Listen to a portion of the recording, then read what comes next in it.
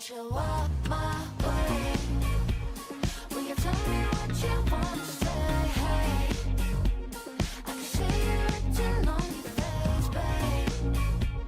Will you let me be your sweet escape? And walk my, won't you walk my way?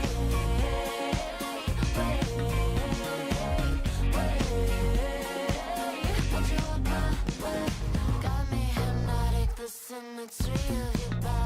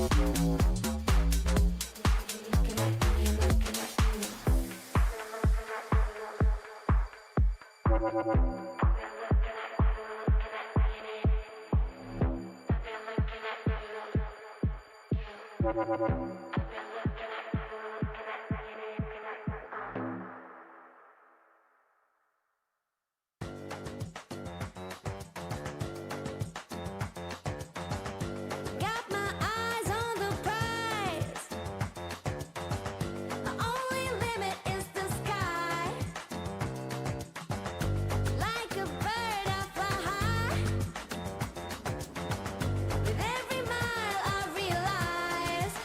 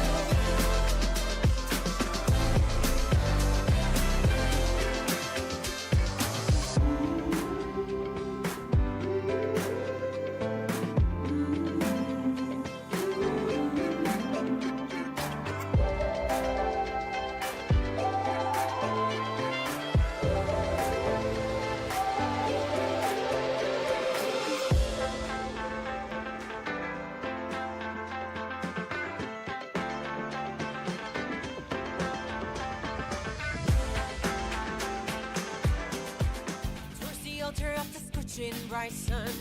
Nothing can stop your journey, oh no one. Despite all the doubts, you keep flying, flying, all are flying.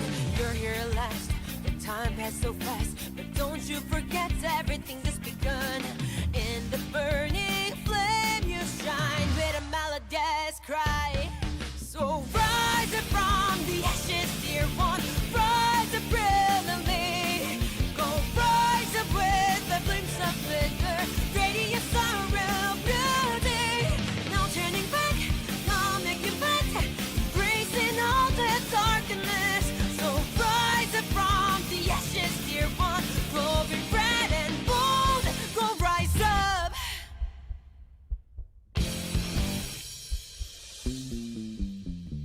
At times you get dragged onto the pit again and again. Well, just catch your breath this time, go rise up. So rise up from the ashes, dear one. Rise up brilliantly. Go rise up with the flames of vigor. Radiance of real beauty. No turning back, come make it back. Embracing all the darkness. So rise up from the ashes, dear one. Glowing red and bold. Go rise up.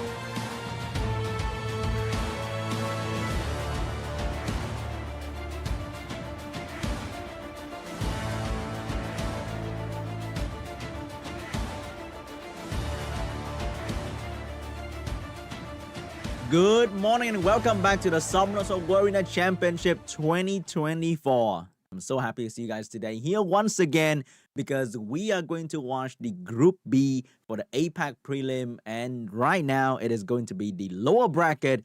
So we had the upper bracket yesterday and we only had one player, Kuromi, qualify for Group B representing Korea in the Summoners War APAC Cup that's happening later down the SWC journey. So now we'll be trying to find out who is going to be the second player from Group B to qualify for the Summoners War Asia Pacific Cup. Is that going to be the one that lost to Kuromi yesterday? Or is it going to be one of the underdogs that's going to start from the very bottom of the lower bracket? And so it's going to be super exciting. And whoever loses today, it is going to be the end for them for Summoners War Arena Championship 2024. So if they want to join again, they have to come again back here next year. Okay, and also we had Europe Cup prelim ending just a couple hours ago, not really, like 12 hours ago, and that was very, very exciting as well.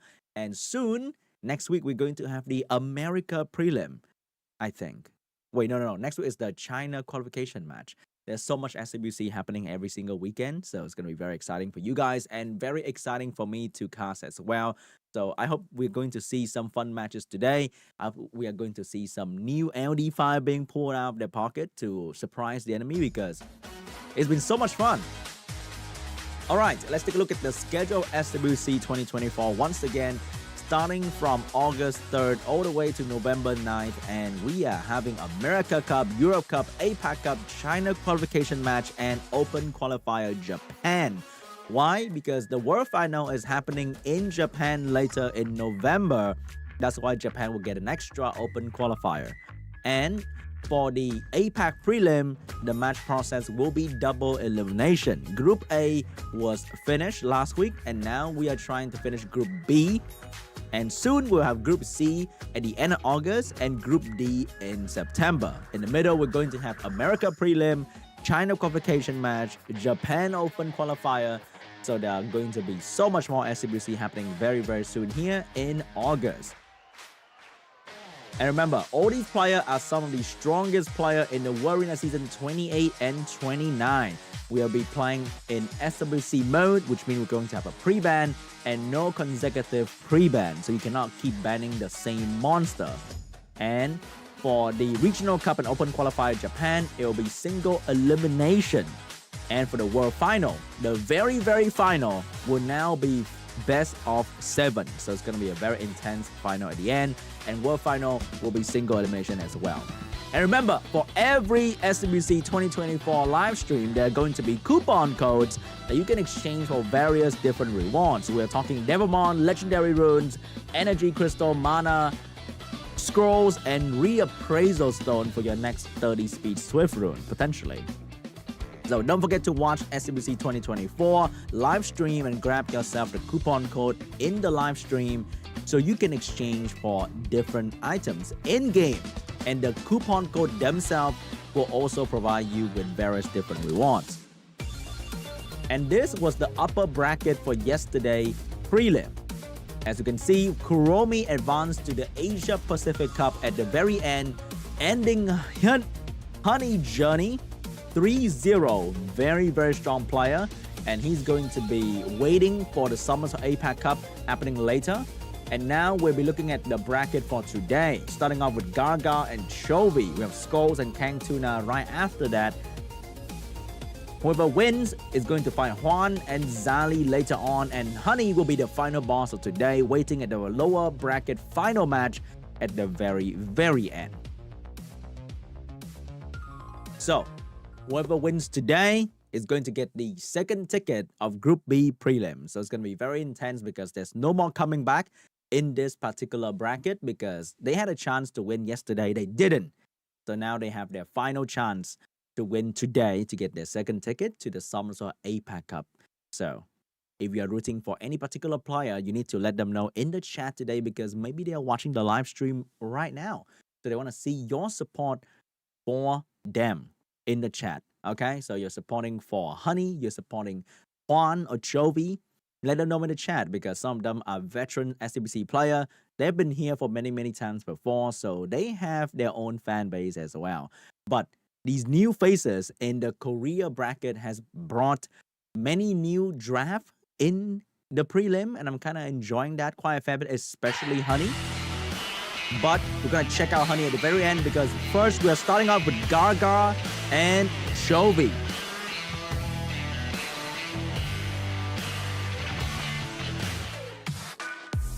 Let's take a look at GARRGARR profile here.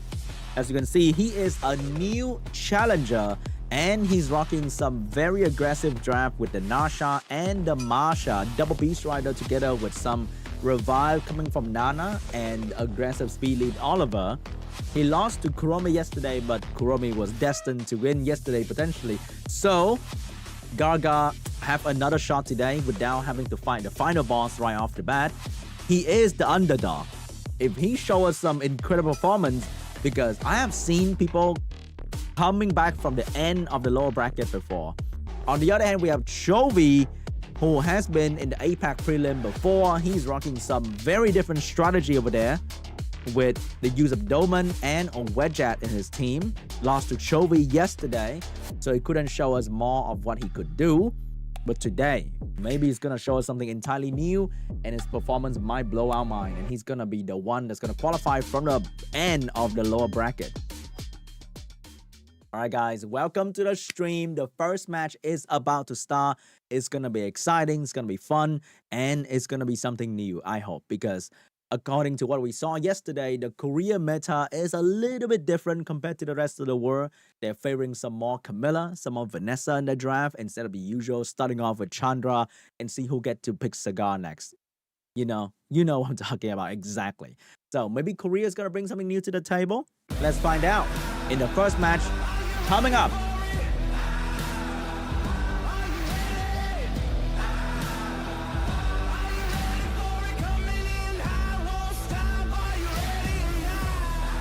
All right, here we go. Let's take a look at the pre-ban between CHOVY and GARRGARR. It is going to be Mouse and Ciara. Oh my god. Wait, hold up. That is a mouse. That's not any LD5. It is a mouse that's going to get pre-banned. Ciara has been very popular in the RTA meta as well due to the raw damage output that she can do to destroy a lot of bruiser team. So Ciara is going to get pre-banned here. Water Twin Angel getting picked up first. Over there we are seeing Vanessa getting picked up next and Cigar as well. Water Twin Angel is also another unit that has been overlooked by the majority of the player base, and it is one of the most popular unit across multiple prelim, and it is having a very good win rate as well overall. Okay, locking in the Vanessa Cigar on the side of Chovy. So what's going to be GARRGAR answer for this? Is he going to go for Velajul and maybe a Beast Riders? Or is he going to try something different today? Nope, it's going to be a Velajul getting picked up to counter the Cigar, because one good resistance is going to be over for Cigar. And Marsha getting picked up as well to counter the Cigar, because attack by pushback doesn't work too well against her, and she can destroy a Cigar very, very quickly. So we are seeing double fire coming out from GARRGAR. Jovi's going to pick up the Doman here, trying to bring down unit as quickly as possible, because there's no healing when she put the Curse of Death on you. But you can shield that and buy a bit of TAM, but maybe the Water Twin Angel would not be let through. Bover getting picked up as well to deal with the constant immunity coming out from the Marsha and the buff coming out from the Water Twin Angel, and the Velajul is going to give Bover more stack, more healing, and more damage. Very appropriate counter pick here, especially being water. He's not going to die too easily to the Marsha as well. So what's going to be the counterplay here? Gianna Oliver getting picked up last for GARRGAR. He wants to get a first turn stun, and we're going to see Oliver controlling both, or I should say, all of the unit on the side of Chovy given the opportunity. So maybe it's looking like it's going to be the Vanessa band, so Oliver can control all of them on his own. Meanwhile, Marsha trying to take down them one by one. Seeing that, are we going to see a Hey Gang here coming out from Chovy to counter the Gianna? Or is he going to ban the Gianna? He is going to get the Fire Pill Vanilla, and that will allow his team to deal with the Oliver attack by pushback, and also that unit cannot be stunned, so he may let the Gianna stay and ban the Marsha, the main damage. No, Gianna's not going to stay. Dolman is going to get banned out. So both sides are rocking with down 0 LD5 in the actual match. The very first match today, Chovy and GARRGAR start off. Let's see who's going to get the first blood. Water Twin Angel looking at the enemy team, choosing his first target to defense break. That's going to be Cigar. Could not get the defense break though, but get the strip done. No defense break again. Oliver going for the pushback, get the Despair stun onto the Cigar. It is going to be a Despair Oliver, and that's going to allow the Oliver to control the Cigar even better. But if you miss a cooltime reset, that's going to be very big for Despair Oliver. Huge damage coming out from Bover, and shielding up coming out from the Fire Cookie, and that's going to protect Cigar from further damage. Oliver looking at the Cigar, miss the second increased cooltime, which means the cooldown for the skill 3 is going to be a little bit longer. And remember, every time the Marsha take a turn, she's going to gain immunity on herself, which will give the Bover free stack for extra healing and damage. But this Cigar is under a lot of pressure. He is still alive though, but for how long? Bover looking for a target to suck the life out of and trying to heal the Cigar at the same time. Which one is it going to be? It is going to be the Water Twin Angel, get a nice heal onto the Cigar, get a Violent Pro as well to steal the immunity from the enemy. He's going to steal the immunity from the Velajul, but could not get the immunity. But the Fire Cookie is going to heal the Cigar even further. This Cigar is taking all the damage, but he's not going to go down anytime soon. He's still rather healthy. And remember, there's still going to be the Vanessa revive, and the Water Twin Angel was forced to heal the Oliver. But that will give Bover free stack, and that will allow Chovy to destroy the Oliver very quickly here. Oliver's actually going to go down without the need for Bover to do that. So Bover's going to use a skill onto the Water Twin Angel, get a Violent Proc to finish off the Oliver. Beautiful support coming out from Bover. That was such a good counterplay coming out from Chovy to deal with the Marsha and the Water Twin Angel. Cigar finally go down to the Marsha, but the Vanessa revive is still here. More damage coming on to the Cigar. Cigar finally go down again to the Marsha. 1 for 1, but remember, Vanessa revive is going to get off cooldown, and this Bover is stealing all the HP from the enemy unit right there, together with the shield coming out from the Pure Vanilla. That's going to allow the team to survive very well. Vanessa is going to be the next target here. But the Water Twin Angel is going to go down very, very soon. Violent Proc Velagio. Defense break from Velagio. Damage from the Marsha. Very, very good damage. Bover once again at maximum stack, looking for a target. No stun onto the Bover. Trying to take down the Water Twin Angel. Water Twin Angel at 1 HP, and it's going to go down as well. But the Vanessa is going down soon to the Marsha damage here. Another 1-for-1 trade. We're left with 2 support on the side of Chovy. But this support in particular hard countered the Marsha. Can he get this Marsha down in time before the Marsha get way too strong for his Fire Pure Vanilla? Because one more defense break and something's gonna go down. No, not trying to defense break just yet. Gonna go straight into the Bover, ignoring the Fire Cookie. Bover's gonna use the opportunity to damage the Velagio. The Velagio under pressure right now, half health. He's looking for a target defense break, and that's gonna be the Cookie. Get the defense break done, which means Marsha's gonna one-shot that. Marsha, the damage is so big. It was impossible to tank that, and right now Bover is alone, and Velagio with a small heal is going to keep himself alive. Bover trying to take down the Velagio. Meanwhile, the Marsha and Velagio both have defense break on their own. Even though they are fire unit, there's still a chance for them to defense break the Bover. No, not critting just yet. No defense break just yet, and every time Marsha take a turn, this Bover is getting an extra stack right there. 5 stack for Bover. Velagio looks like it's gonna go down anytime soon now. Velagio has a mini heal, gonna heal back a little bit. Bover gonna steal the immunity from the Marsha. Not getting defense broken just yet. The heal from the Velagio is only on 2-turn cooldown, so it's gonna happen very often. Bover missed the opportunity to finish off the Velagio right there. He's looking at the Marsha, steal the immunity. Marsha, if one crit happened, that Bover is going to die. More damage, more healing for the Velagio. And now, here's the opportunity to kill the Velagio. Can Bover grab this opportunity? Or will the Velagio get an extra turn? Sanctuary up. Bover looking at the Velagio. Finish off the Velagio. Marsha. Beautiful crit from Marsha. Bover at 5 stack. Gonna heal back a little bit. But Marsha is not a HP type unit. And Marsha is doing so much damage.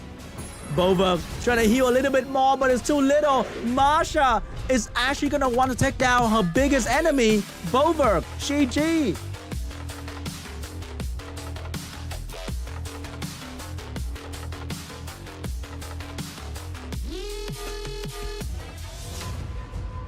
Chovy, beautiful counterplay, but he could not kill the enemy fast enough. Even though Bover was gaining stack non-stop, but Marsha was the stronger damage dealer at the end of the day. Round 2 between GARRGARR and Chovy. What's going to be the pre-ban here? Are we seeing a respect Water Twin Angel pre-ban, or would Chovy take the unit instead? Because he's getting the first pick now.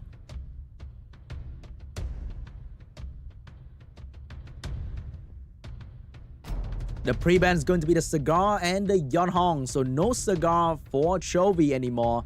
Which means if Chovy get to pick the Water Twin Angel, there's not going to be Cigar follow-up. So is he going to still pick the Water Twin Angel? He's going to lock it in so fast. He locked it in instantly. So what is going to be the answer from GARRGARR here? Is it going to be Vanessa? Or is it going to be something else? Like a Ciara, Hey Gang, for example, to deal with the strip defense break coming out from the Water Twin Angel. Ciara getting picked up from GARRGARR. But what's going to be the support unit though? It is going to be the Ciara getting paired with...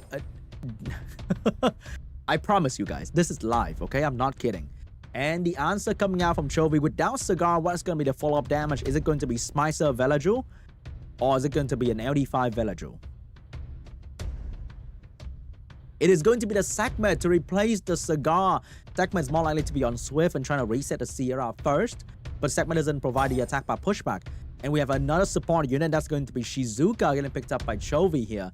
The team is lacking a bit of damage, but he does have 2 more slots to pick up 2 damage dealer. So he's not in the bad spot just yet. Meanwhile, what is GARRGARR going to do? Juno getting picked up to deal with all the debuff and the Shizuka in particular. Are we going to see a Chow last pick coming out from GARRGARR as well? Or are we going to be seeing a Chow early pick here? It's going to be a Chow early pick coming out from GARRGARR to deal with this double water fire draft. So Sonia is going to be a very appropriate answer to one-shot either Sierra or Chow. And last pick is going to be the Doman to destroy the Chow as well because Chow cannot self-heal against the Doman Curse of Death. So what's going to be the counterplay here? Are we going to see a No, it's going to be a Sonya ban maybe? Ethna getting picked last, trying to stun that Doman. Okay, locking in the Ethna.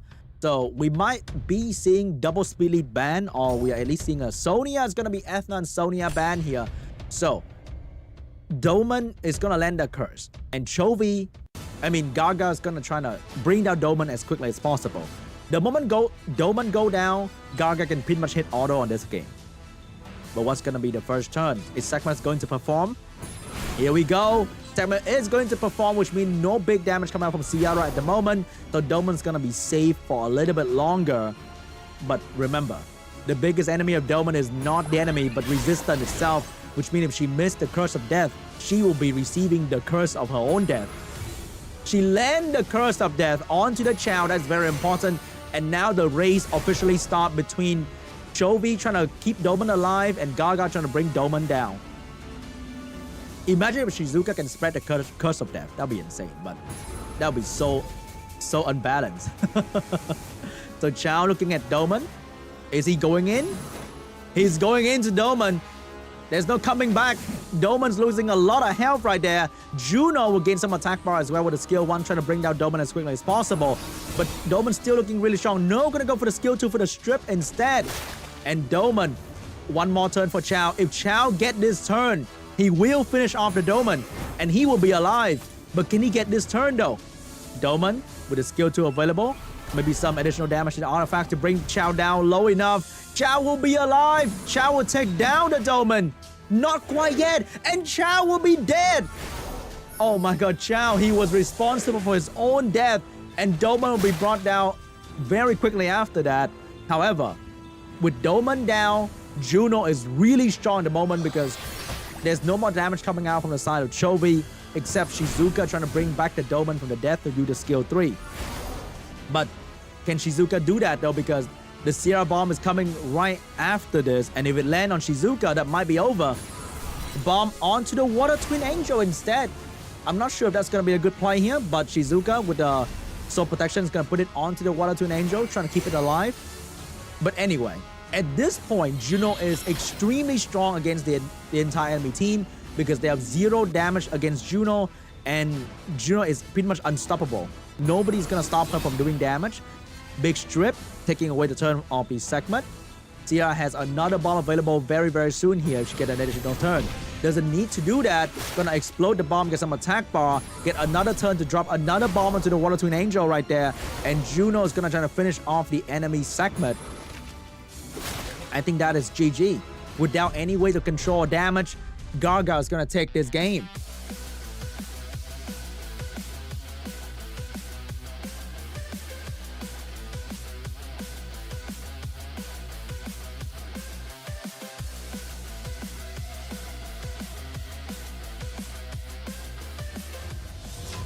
Are we seeing our first 3-0 of the day from GARRGAR, the newcomer? Here we go, round 3 between GARRGAR and CHOVY. We are probably going to see a Doman pre-ban here. And if CHOVY doesn't want to deal with the Water Twin Angel first pick, he got to pre-ban that one as well. It's going to be the Water Twin Angel and Ciara pre-ban from these... Wait. GARRGAR is having the first pick, but he's still going to pre-ban the Water Twin Angel, which means he's going to go for a different first pick this time, and it might be the Cigar first pick. It's going to be Vanessa first pick for GARRGAR. He might go for the double Beast Rider potentially with the Nana here. But without Water Twin Angel, there's still going to be Chandra for the Water Speed Lead for CHOVY. And he's still going to go with a Cigar potentially. That's going to be a Chandra Cigar and he picks up right there.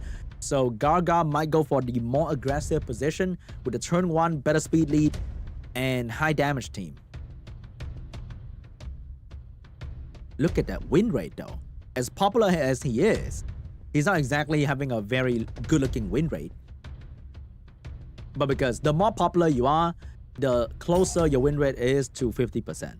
We have a Masha and a Gapsu getting picked up next. Very different vibe from the first game here. We have a more balanced, high damage team with healers and defense breaker. Doman getting picked up right there as well. So Doman curse cannot be... The unit killed with Doman curse cannot be revived, and you cannot heal the damage being done by the curse as well. So very good counter to the Gapsu. We have Abello getting picked up here to counter damage from the Masha to keep the team alive, and great for late game as well. So what's going to be the win unit coming out from GARRGARR here? Nope, it's going to be an LD. It's going to be the Gianna getting picked up, and Oliver for the control. If lucky, Oliver can control the entire team of CHOVY. Remember, this Oliver was on Despair rune. So if you get Despair stunned by Oliver and push back fully, not looking good. Look at Gianna win rate. Oh my god, that is not looking good at all for one of the most popular RTA unit right now with a huge buff to the skill 3. Despite that, she is being demolished in the competitive scene. Here comes the bomb coming from Gianna. Nope, no bomb just yet. AoE, and that explained the win rate. So she missed 3 targets. She landed a strip on the water unit, which Masha cannot really utilize. So right now, Vanessa's gonna miss the defense break as well. And Masha's gonna miss the defense break as well. Chandra get a beautiful violent proc. And I think that might spell the end for the turn 1 for GARRGARR right there. Everything he wanted to do did not perform at all. Because of the... Oh. You know what? That was totally fair and balanced coming out from Doman right there. Because that was supposed to land on to the Gianna. But now it's going to take another 3 business days for that thing to come back. Bomb from Gianna will land onto the Doman, and that bomb will hit through the protection of the Chandra as well. So maybe right now the game is not over yet for GARRGARR, because Masha soon will have the defense break once again, and hopefully that bomb will do some good damage. Bomb will get exploded, but the Abelio was drafted to fix that problem. Beautiful healing. There's nothing that GARRGARR can do. And the Masha finally lose her beast, which means no more defense break skill 2 from the Masha. And her speed potential, her damage output is going to be way lower compared to when she has her beast as well. Defense break onto the Cigar. But now Gianna will be the target of the enemy damage. Here comes Abelio trying to stop the Masha from doing damage. The defense break looking really spicy on that Cigar right there, which means something bad's about to happen to the Cigar if this Masha managed to get a turn. Unless... Not happening today. No saving yourself right there. Abelio about to get a turn unless the Gapsu stun the Abelio. Not going to go straight for the branding onto the Cigar. Abelio get to heal and maybe provoke the enemy. He will provoke the most important target. That's going to be the Gianna and the Masha combined. Beautiful provoke coming out from the Abelio. The Cigar is going to get protected by the Chandra right there. No stun onto the Gianna. But Abelio is here to do big damage to the Gianna. Could not finish off the Gianna. Not quite yet. Gianna has bomb and strip and stun available. Bomb onto the Doman. Stun onto the entire enemy team. But can this Masha finish off anybody? I don't think she's ready to do so without any defense break setup. But is she going to go for it though? She's going to go for the Doman, allowing the bomb to finish her off later, doing the perfect amount of damage to not trigger the Abelio. Never mind. Abelio will be triggered, and the damage from the Gianna will be enough to finish off the Doman.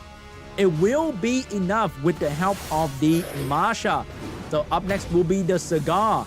With a very bad start from GARRGARR, he's still holding on strong. But will this Vanessa keep the Masha alive though? Gianna gonna get revived by the Vanessa with attack buff available. She might hurt with a beautiful bomb planned onto the Chandra. Oh my god, the Masha is still alive, and Gianna with attack buff bomb is gonna land onto the Chandra. Wait a minute, GARRGARR with a very bad start, but now winning the race. There's nothing that CHOVY can do because he was not doing any real damage. The resistance from the Doman might have changed everything. He needed that Curse of Death to kill the Gianna early on. AoE slow coming out. Masha finally go down to the Chandra damage, but Chandra is holding on to an attack buff bomb, and that is not pleasant at all. This Abelio is trying to bring down the Gianna. Gianna's gonna go down as well. Abelio against 2 enemy. Is he gonna be enough though? He is a very strong unit, but against 2 enemy, one of them has a heal and a cleanse ability. That is gonna be very, very tough. Defense rate coming out from the Vanessa. Damage coming on to the Abelio. Abelio with the heal ready. Vanessa with the revive ready as well. Is she going to use it or keep it? She's going to bring back the Masha, who has 2 different lives on her. And the Abelio is not going to get a turn to finish off the Masha.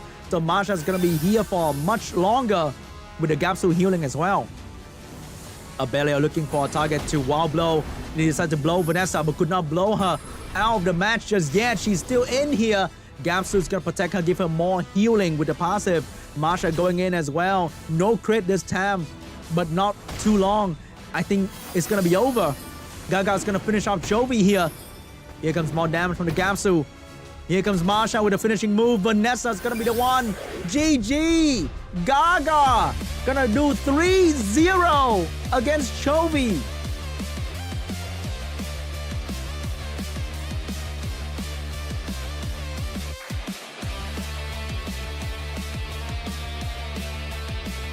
It's Wild Blow. It's the skill name, guys. Relax.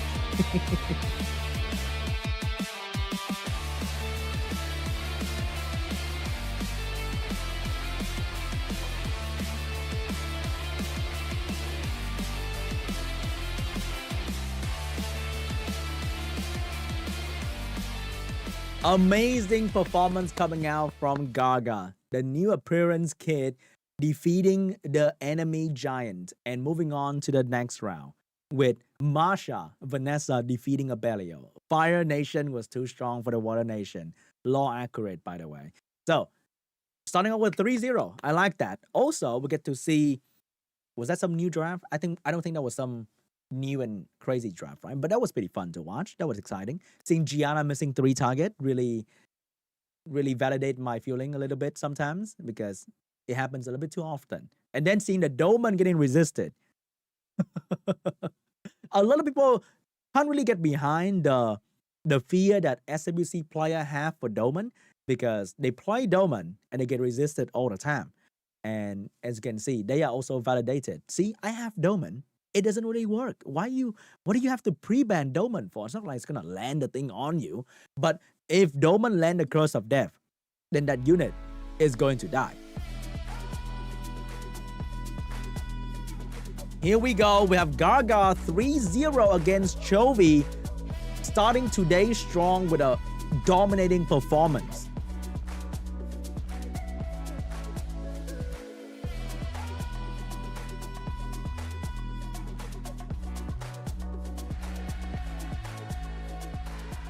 All right, guys, that was the great first game for today, and we have many more coming right after this, so don't worry. So we have the next couple ready to go, preparing themselves to go for the match. They saw that, ooh, the good old Water Twin Angel, the Chandra Cigar, maybe I should try something different this time to maybe surprise the enemy, because maybe Chandra Cigar doesn't really work anymore against SWC opponent, because as you can see, the lack of damage really bring down the potential of this comp, because we saw Gianna missing 3 strip, and somehow the Vanessa and the Gapsu still kept the team together.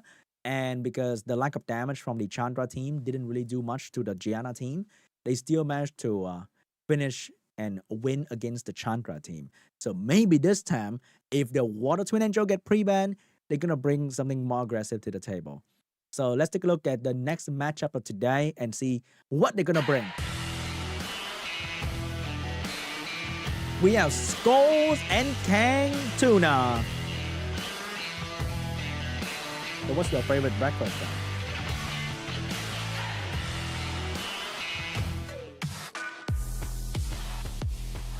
Here we go. We have SCHOLES, who was in the APAC prelim last time, who has Julian and Nikki, very aggressive player. We might be seeing a lot of Water Twin Angel once again to pair with the Julian. Or if the Julian get pre-banned, I wonder what is going to be his replacement for Julian.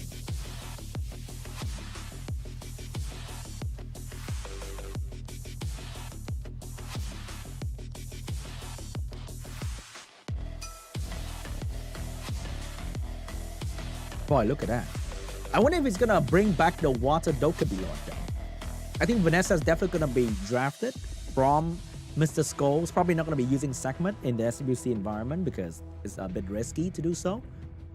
So I would like to see some one or Dorkabilor to surprise the enemy a little bit here. Or maybe he has a hidden LD that we don't know of. And he's going to bring that out and surprise KANGTUNA.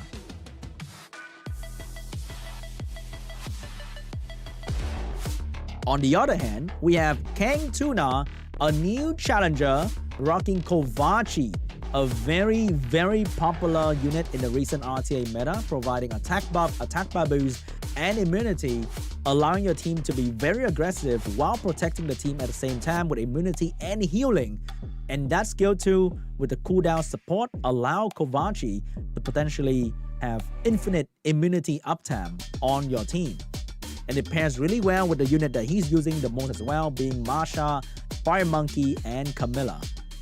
And it seems like he plays with the same 5 unit every season.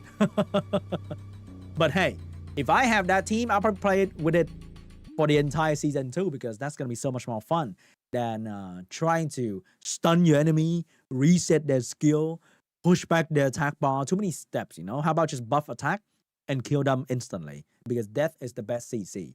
So, we're going to get to our first fight between KANGTUNA and Skulls very, very quickly here. If you voted for Skulls or you voted for KANGTUNA, you need to let them know in the chat right now so that they can feel your energy and hopefully play better and defeat the enemy. Are we going to see another 3-0 from any one of these? Or are we going to see a 5-game match? But let's check it out. KANGTUNA against Skulls.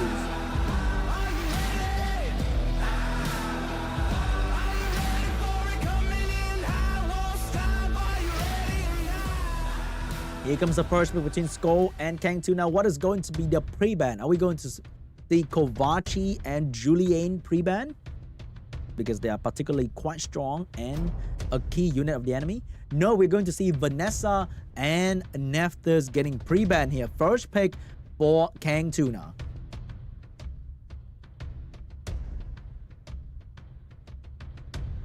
Here we go. What is it going to be? No more Vanessa, which means Water Twin Angel is going to get picked up here for the strip and the defense break. Pretty much Vanessa, but water. And no revive, but with healing. And AoE stun. Over there, we are seeing Ciara getting picked up by Skulls for some big damage. And the Asher getting picked early on, declaring that he wants to go first. And he wants to destroy you very, very quickly here. So, will we raise? Or Kovachi getting picked up, but Juno is getting picked up next. I think he's trying to take the Juno early to not give the enemy the counter to the Kovachi, and also to potentially block whatever CC that Skull's trying to do. Another Dolman getting picked up here by Skulls, and that's going to be a Zima for the strip into silence as well. Very aggressive. He wants to bomb one and curse the other, and instantly make the game a 4v2. Next up, coming up from KANGTUNA will be the Fire Monkey King. Very good against CC. Not exactly good against raw damage like what Skull is doing though. So I'm not sure if that's going to be a good play here. Last week's going to be Gio to gain some attack bar in between whatever Skull is trying to do and stop them with the Despair Stun. And maybe with a Karma as well. So what is Skull's going to do? Is it going to be another strong damage pick here coming last? Oh my god, that doesn't look like a very good winner for Gio. And I swear the only person doing that is HUNI. In the last pick coming out from Skull will be a Chow, potentially to counter the Fire Monkey and Juno combined, and also will cleanse himself of the debuff coming out from the Gio. Very solid last pick right there. I think the ban might be on to the Water Twin Angel because Skull will try to get turn 1 with the speed lead and trying to finish off the enemy as quickly as possible. Meanwhile, KANGTUNA has so much to worry about a Chow. The Dolman getting banned out, Gio getting banned out. KANGTUNA is going to take second turn here because Skull is going to go first with the Asher. Or maybe it's going to surprise me with a Vio Asher. But I think that's going to be a Swift Asher, allowing Ciara to go in very early on. And we might see a double bomb situation coming out from the Zima as well. If he has a chance to double bomb the monkey, I think he will. Here we go. No wheel coming out from KANGTUNA. So Zima can actually go straight into the bomb instead of the AoE strip. And the bomb is going to fall onto... Nope, it's going to go for the AoE silence instead. So, no buffing for Kovaci. Bomb onto the monkey. Is he going to detonate that instantly? He's going to detonate that instantly, take away some attack bar from the enemy as well. Monkey is going to get a turn with the Nemesis set that he has on to gain attack bar in between. If he violent proc, he might heal himself.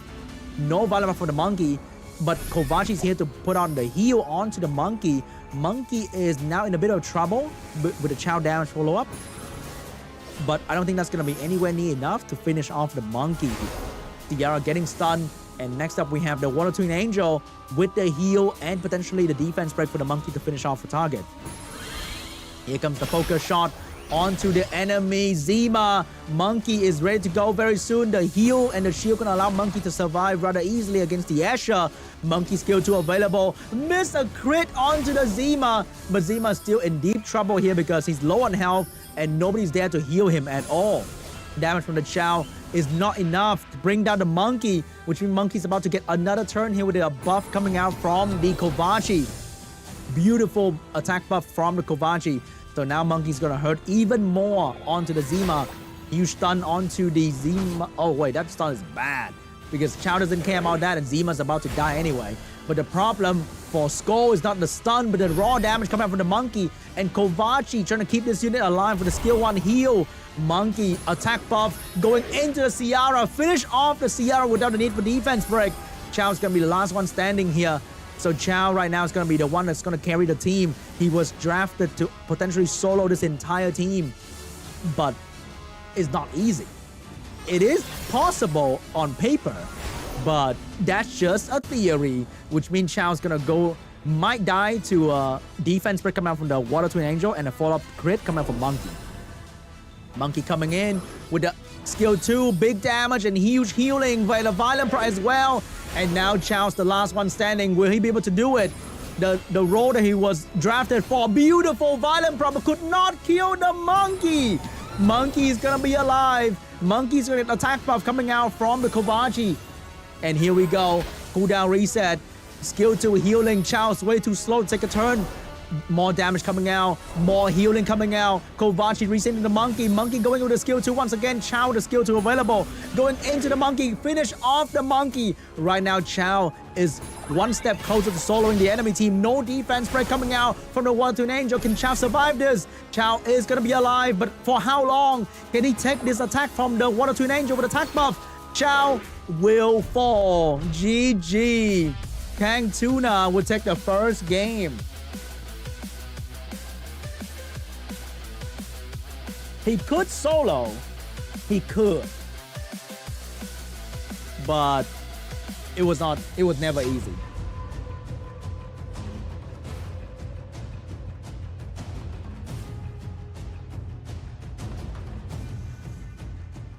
Round 2 between KANGTUNA and SCHOLES. What is going to be the pre-ban this time? Are we going to pre-ban the Water Twin Angel and the Kovaci? It is really strong and it is very annoying. Kovaci getting banned out, Doman getting banned out. First pick for SCHOLES. Will he take the Water Twin Angel?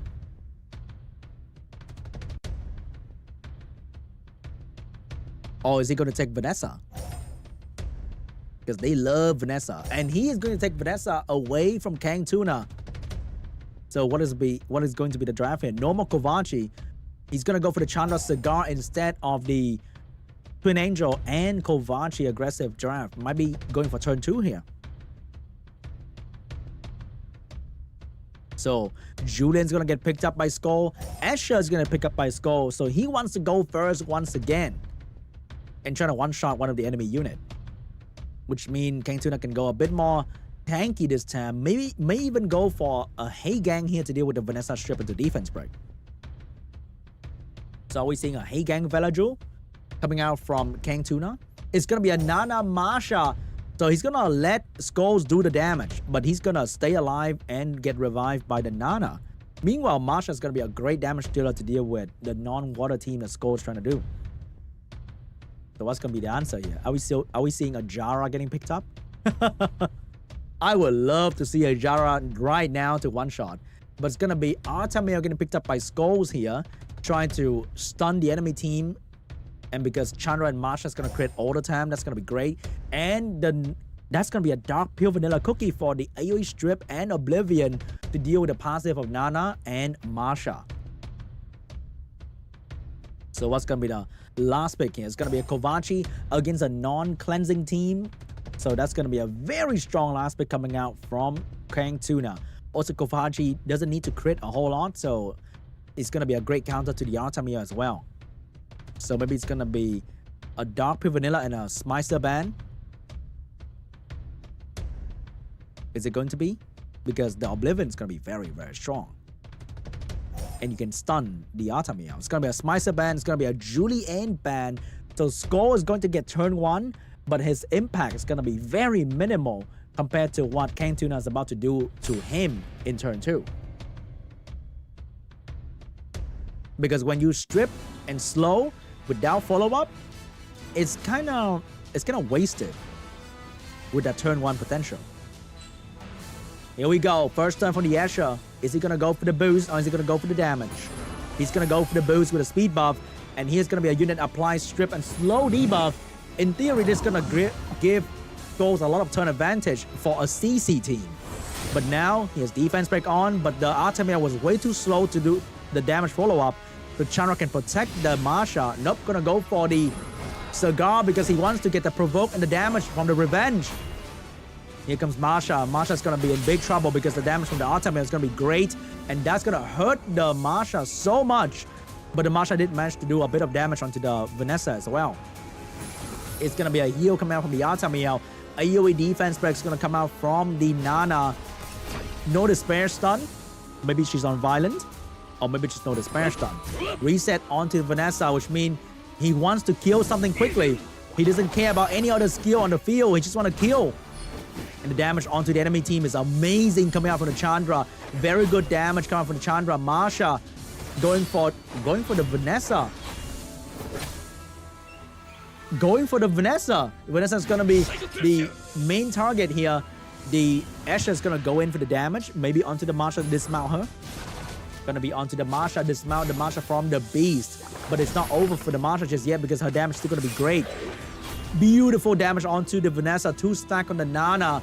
Skulls without a chance to move, not be able to control the enemy at all. Despair stun onto the Asher. Artemia looking for a target to heal. And that's going to be himself to give himself defense buff to do even more damage onto the enemy. But his damage has not been doing much to the enemy at all. Because look at KANGTUNA team. There's no healing. But it doesn't look like he needs any healing at all. Or ever. Another unit down. Another stack for the Nana. Nana has defense break and despair stun in her disposal. Which means this Artemia is not going to have a good time. Oblivion landed onto the Nana. But this Artemia will not have a chance to do any real damage to finish off the Masha here. Maybe this is the moment. Masha's going to go down without any revive coming out from the Nana. But that damage from the Masha allowed this team to finish off the Dark Pure Vanilla as well. Artemia, last one standing. Defense break coming out from the Nana. She's going to do it? She's not going to do it. She's going to save it for later when the Artemia has no attack bar. The defense break going to last even longer, potentially. I think she's going to do it. She's not going to do it. She's going to skill 1 for more additional damage, potentially. And right now, this Artemia has to fight 3 enemies. 2 of them with defense break. And they are constantly stunning him as well. There's nothing that he can do about it. He might be the icon of the game, but he's not going to be the icon of today. Because he's being stepped on by the Wind Bison. GG! KANGTUNA will take game 2.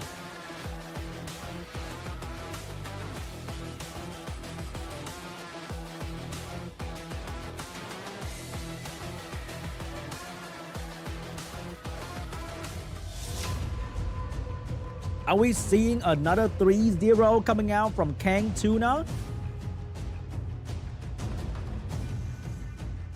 Here comes game 3. And what is going to be the pre-ban? Is it going to be Julian? You can't ban the Kovachi, so he's going to ban Vanessa. I feel like the Vanessa pre-ban is kind of strange because KANGTUNA didn't plan to pick Vanessa in the first place. It is one of his favorite unit in the ladder RTA. But in this, I don't think he was planning to pick Vanessa at all. Water Twin Angel getting picked up here. And Skull cannot steal the Kovachi, so it's gonna go for the Ciara once again. But is he gonna go for the Heigang or the Escher?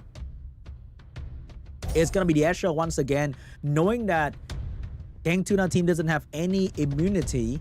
Oh, gonna switch to unit with real immunity this time. It's gonna be Heigang and the Wind Bison getting picked up here. So, will Skull go for the Zima once again? Zima can strip into Anti-Cleanse into Silence, which is a soft counter to Heigang, but you might miss the Silence and it doesn't mean anything anymore.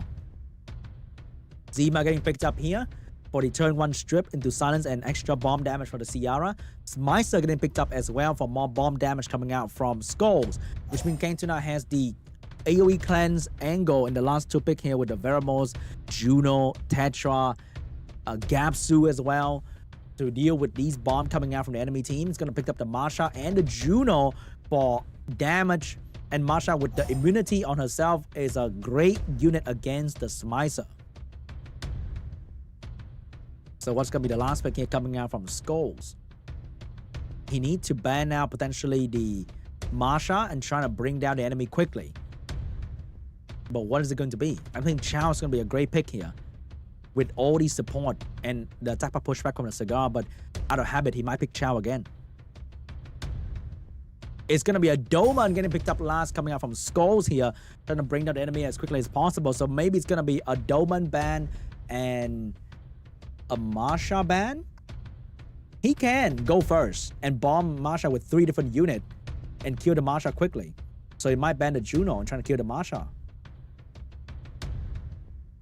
What is it going to be for Skull? It's going to be a Juno ban. It's going to be an Escher ban.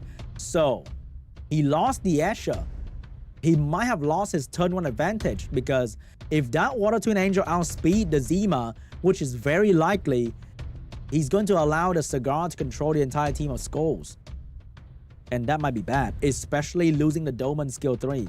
Masha's going to tear him apart.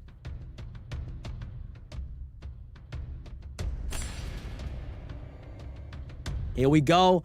Billy for both players. Let's see who's going to take turn 1.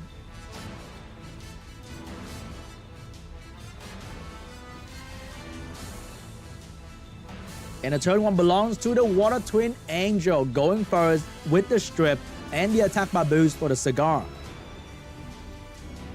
And the target of the strip will be the Ciara. It's going to be the Zima. Defense break landed onto the Zima.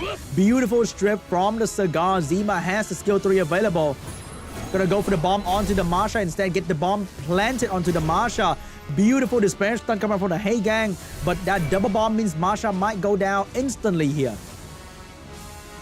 Is she gonna detonate that? Probably not. He doesn't need to.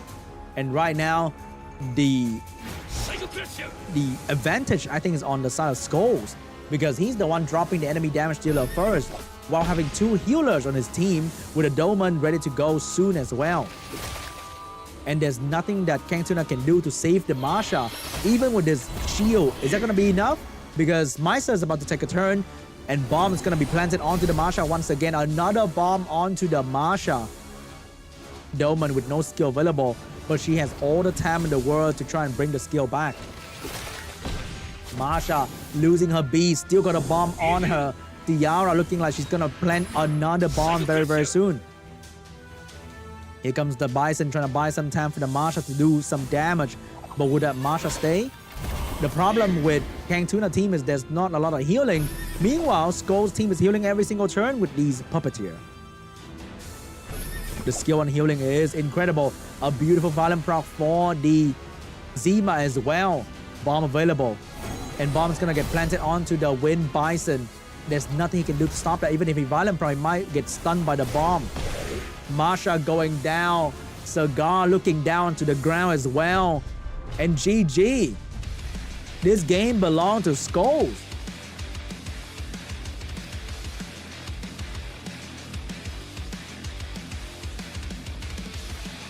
I was hoping for like a Veramos pick coming out from KANGTUNA and ban out a Ciara.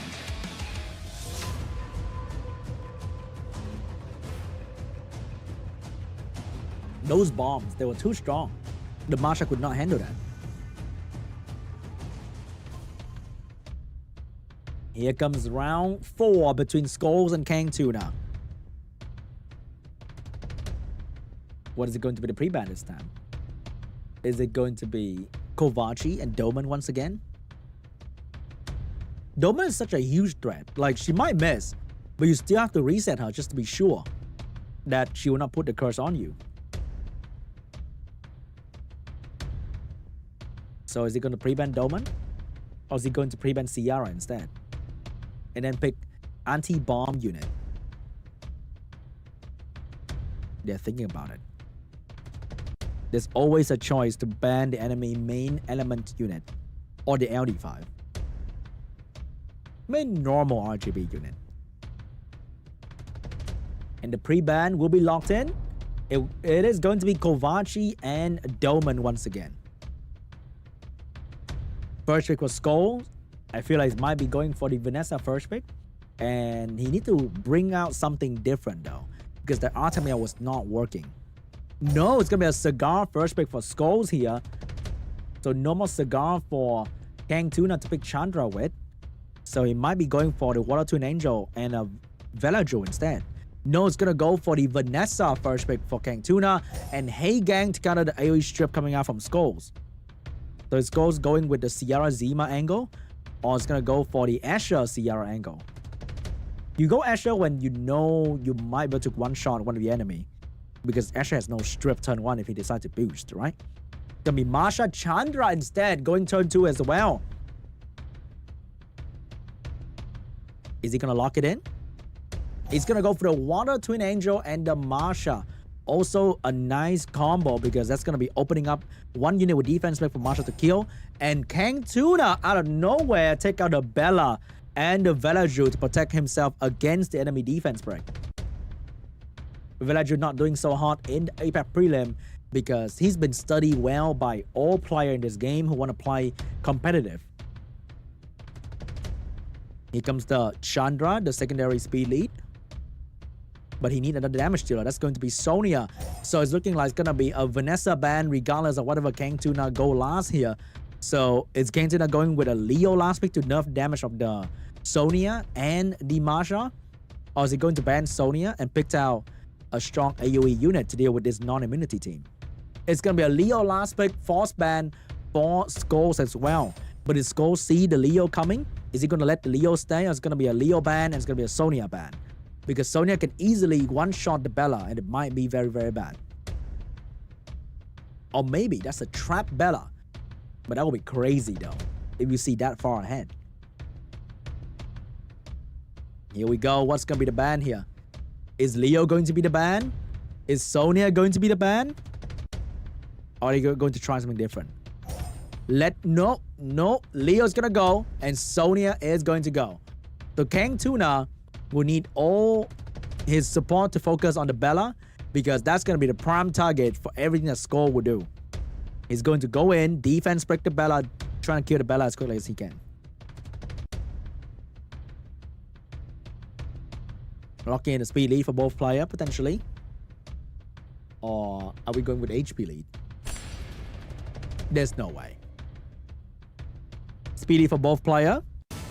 And now it's going to be a race. Is Bella going to go down, or is Marsha's going to go down? Both teams has a major damage dealer, and they want to take that down as quickly as possible. Water Twin Angel going first. Bella's going next though. Very, very fast speed on KANGTUNA team. Focus shot onto the Vanessa. Not looking good for the Vanessa though. Defense break landed, and attack bar boosted onto the Cigar. Cigar moving in with the reset on the Velajo. Get the provoke, which means Hagan get a attack bar boost for the team. Get a violent proc for Cigar, trying to provoke the Vanessa. Bella going in with the skill, but can she stop the Marsha though?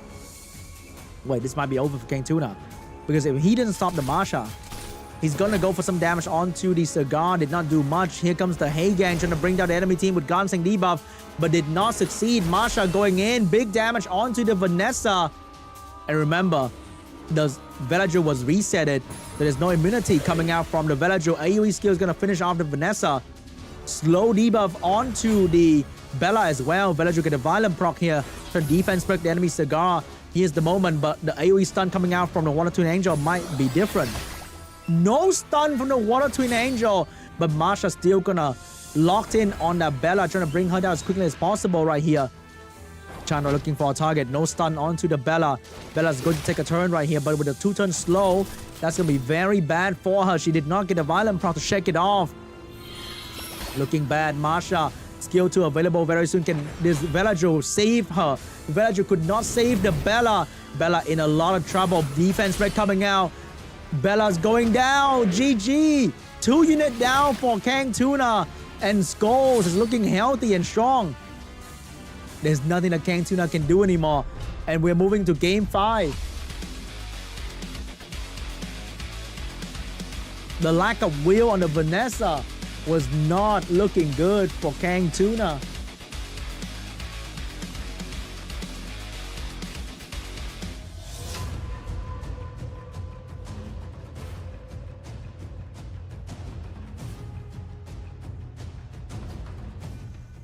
Here we go. Game 5 between KANGTUNA and SCHOLES. What's going to be the pre-ban here?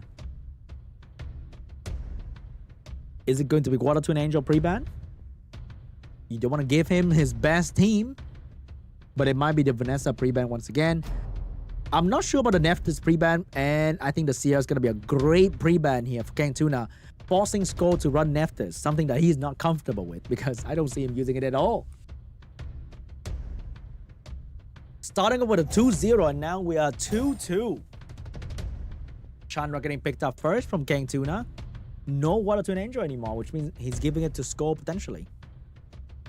SCHOLES going to go for the Villager and the Cigar, breaking off the combo. And he's going to lead with a Water Twin Angel. So he's not going to lose out too much on that. KANGTUNA, what's going to be the counter play here? Is he going to go with the Bella once again? He's going to go with the Bella once again, but he needs another damage dealer. It's going to be the Masha as well. Stealing the Masha that killed the Bella last game. So are we seeing Water Twin Angel and a strong damage like a Chow leading into the Masha and the Bella? The free-to-play Julian. Wait. He does have Julian, right? Or is he going to use Chow instead? He does have Julian. He doesn't need Chow. That is the perfect position to be at.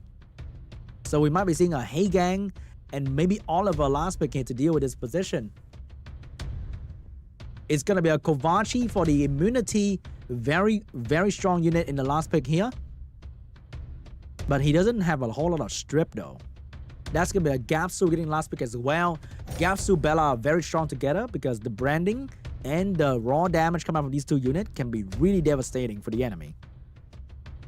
So we might be seeing a Kovaci ban and a strong Water last pick coming out from SCHOLES, and maybe a Nana last pick as well, and force the ban on the Julian.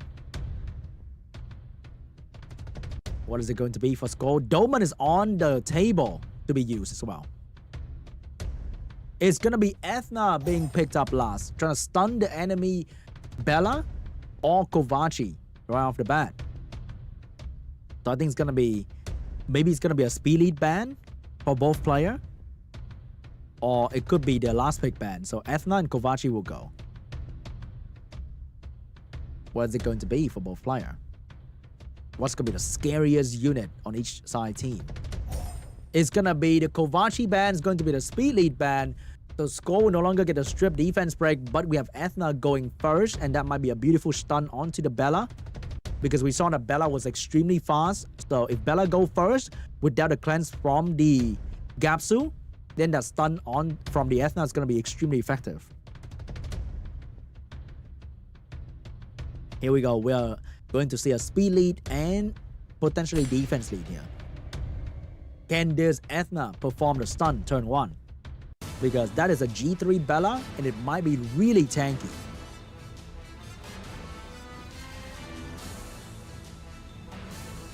First one belongs to the Ethna. Is she going to go for the AoE and risk it to do some more free damage? Or is she going to go for the skill 3? Skill 3 onto the Bella. Get the stun with barely any HP. But the Bella get a violent proc right there to do some more damage. Here we go. Bella looking for a target. And that's going to be the Ethna, the easiest one to kill. Ethna's going to go down to the Masha. Oh no. Not looking good at all. Turn 1, SCHOLES lost a unit instantly without doing any real damage to KANGTUNA. Big strip into a violent from the Chandra, but there's no real follow-up damage coming out from the Chandra here. So he's gonna use the skill 3. He's gonna use it because Villager is gonna buff immunity anyway very soon. No stun from the Gapsu as well. Julian finally gets a turn to play. Which one's gonna be the enemy target for Julian? It's gonna be the Marsha getting the damage from Julian. Get a violent proc as well. Almost finish off the Marsha. Marsha's now moving on to the Villager. Missed the crit right there. Didn't do any real damage. ZZALEE has the opportunity to control the entire enemy team here. Will he land every debuff? He will land all the provoke, but miss the strip onto the Bella. Get a violent proc to provide a defense break though. And Julian might be moving next after this with the Villager attack bar boost. No defense break setup coming out from the ZZALEE.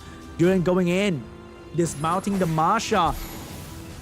Right now ZZALEE with the skill 2 available. It's going to put it onto the Chandra, keeping the attention onto the ZZALEE. Defense spread coming out from Villager available. No, going to go straight for the Marsha, ignoring the rest of the enemy team. And now KANGTUNA is going to focus onto the ZZALEE, doing a lot of damage onto this unit. But remember, Marsha is going to go down very soon here with the violent proc coming out from Julian potentially. Is it going to proc? Is it going to get it? Damage onto the Chandra. No proc this time for Julian, which means the ZZALEE is in a lot of trouble. 4 unit looking at ZZALEE right now. Nope. Gapsu is going to go and steal the immunity from the Villager right there. Marsha going to move next. And Marsha now has a lot of damage to offer. Here comes the damage coming onto the ZZALEE. ZZALEE losing a bunch of HP. And Bella's going to finish the job. Chandra with the protection onto the Marsha. And AoE available. Nope, going to protect the Bella, the more important target. Marsha has done her job. She can die now, he said. But Marsha is going to get a little bit violent. Not seeing the protection from the Chandra right there. Villager is going to go down to the Bella. And that is GG. KANGTUNA would take the game 5. Delaying the inevitable victory.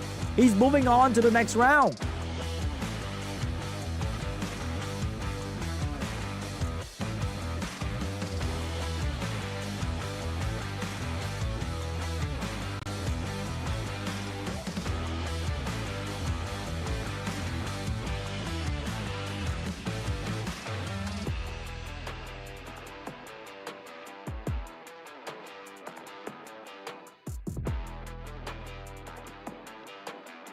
Congratulations to KANGTUNA for making it through.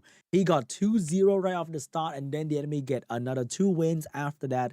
It must have been very intense for KANGTUNA, but he made it through, and he's going to be moving on to the next round. So I think we're having 2 new challenger defeating 2 veteran player in SWC to move on to the next round, and they're going to fight even bigger monster in the next round. But I like that.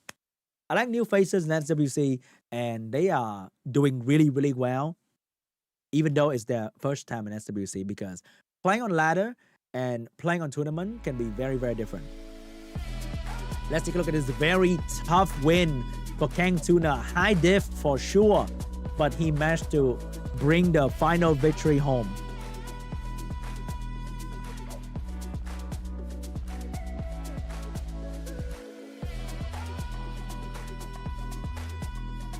Don't worry guys, a code is coming soon, but not yet, okay?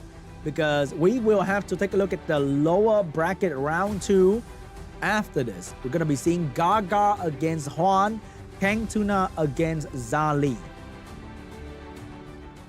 Man, GARRGAR, the new guy in the block, is going to fight one of the strongest Korean players to ever exist, Mr. HWAN.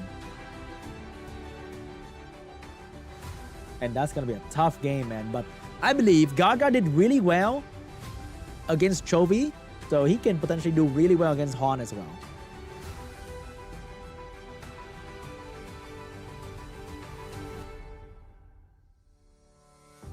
And that was the first round of the lower bracket. We are going to get the second round very soon here, but before that, we are going to get a 10 minutes break, so it's time for you to grab some water, maybe grab some food as well. I know I'll be doing that. And maybe go to the toilet, okay? So, thank you so much for watching SWC 2024. The break is coming up really soon. I really appreciate you guys watching.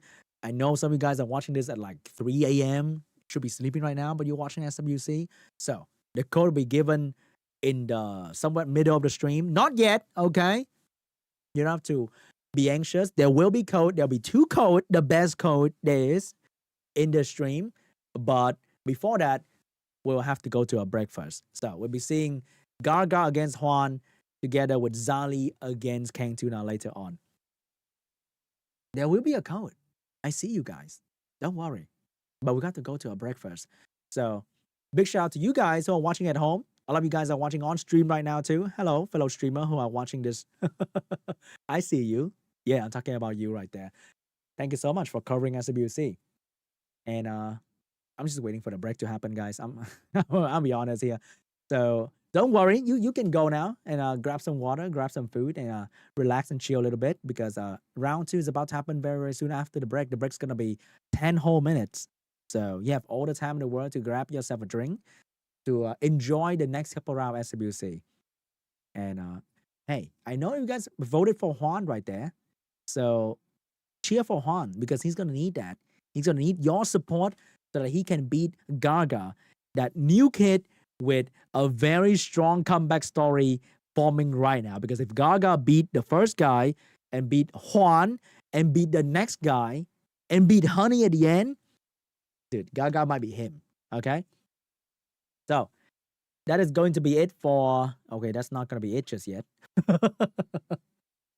Don't worry. The code is going to come. All right? I'm not holding it hostage. I am not. It is going to come very, very soon here.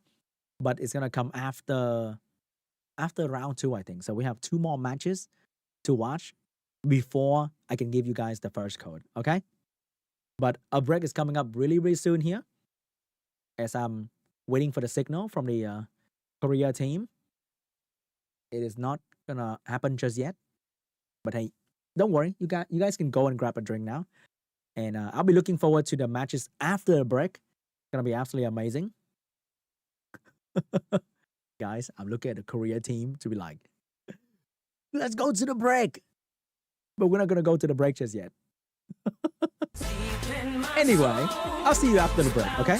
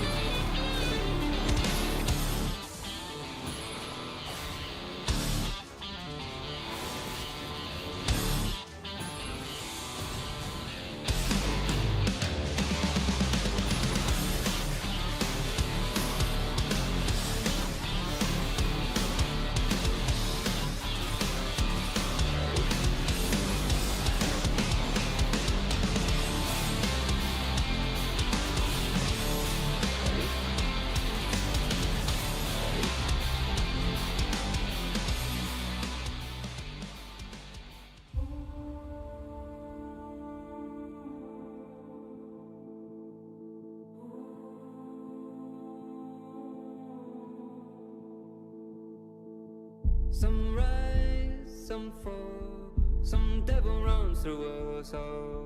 Some stable, some rich, just chemicals in my brain. I keep pushing but there's no relief. I keep trying but I cannot sleep.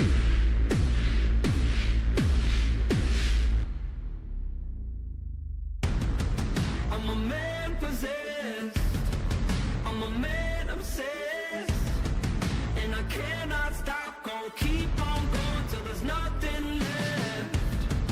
I'm a man possessed, I'm a man obsessed, feel it in my bones, running through my blood, get it off my chest. One mission, one dream, one vision I've always seen.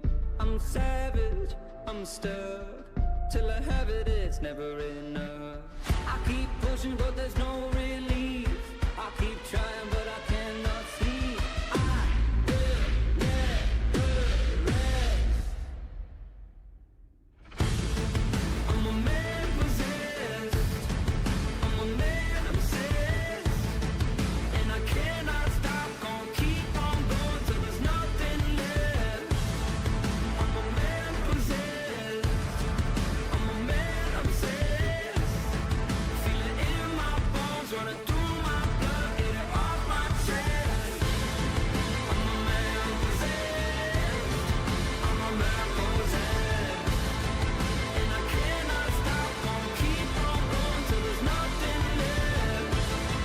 I'm a man possessed, I'm a man obsessed, feel it in my bones, running through my blood, get it off my chest.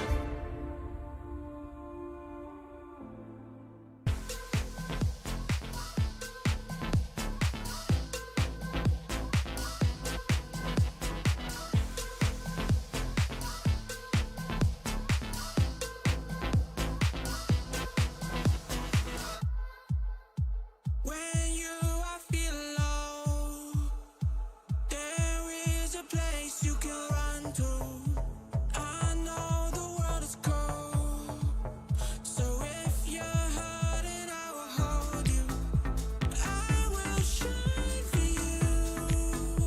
I will shine for you. Shine. I will shine for you. Take me back to the days when we were both okay.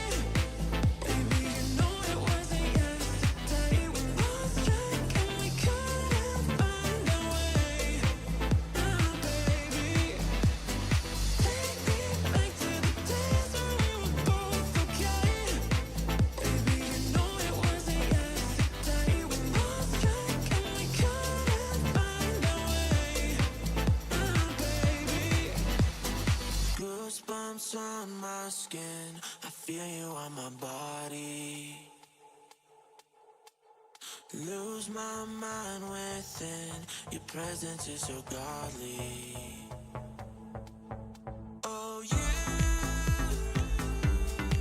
you leave me weightless. 'Cause you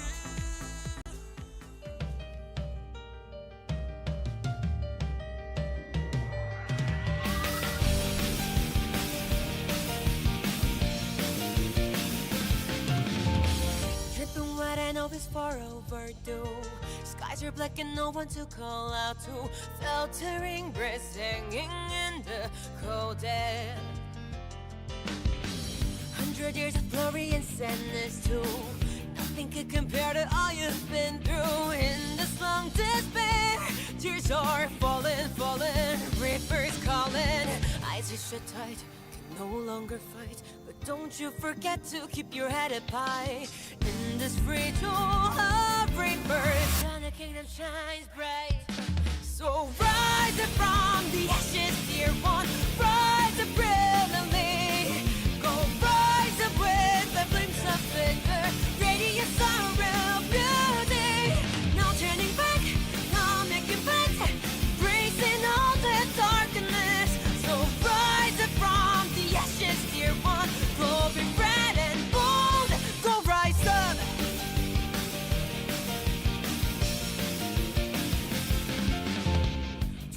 shelter of the scorching bright sun. Nothing can stop your journey, oh no one. Despite all the doubts, you keep flying, flying, all are crying. You're here last, the time passed so fast, but don't you forget everything that's begun. In the burning flame you shine with a melodious cry. So rise up from the ashes, dear one, rise up brilliantly.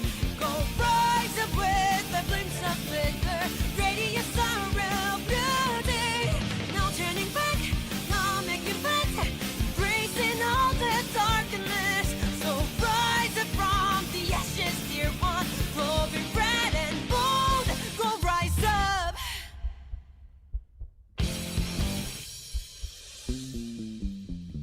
At times you get dragged onto the pit again and again.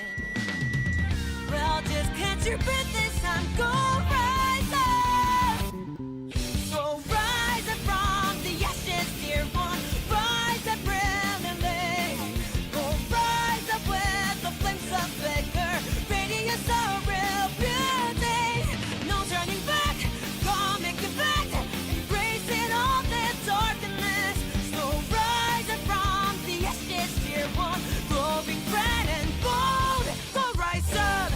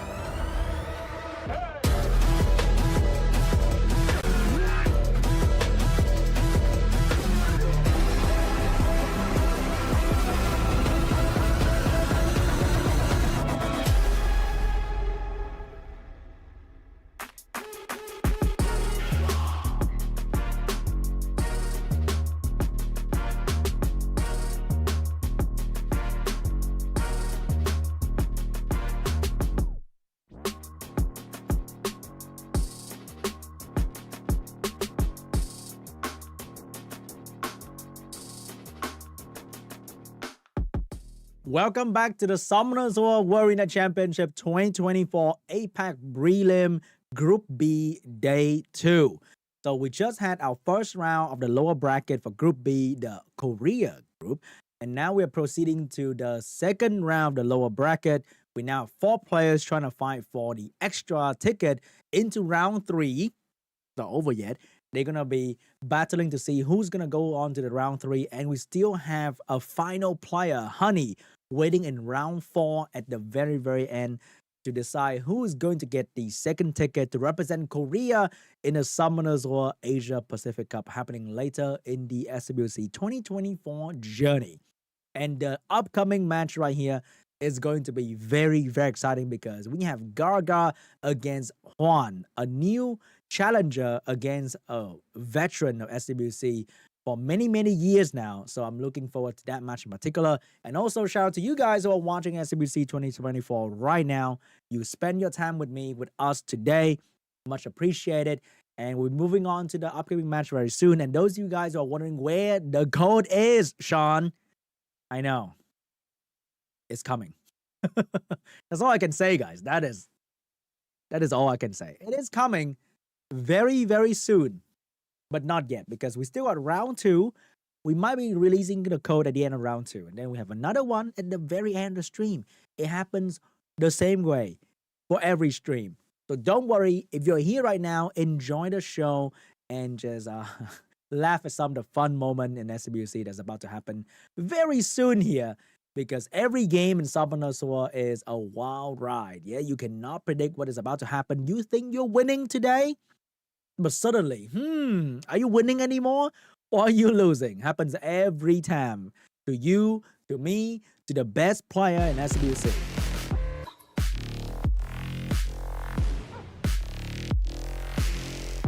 Here we go.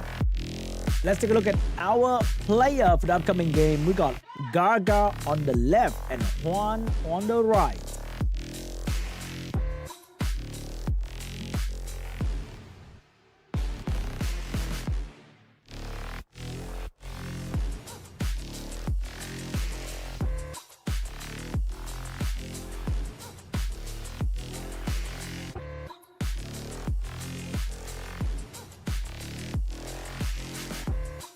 Oh wait, HWAN lost to HUNI last time.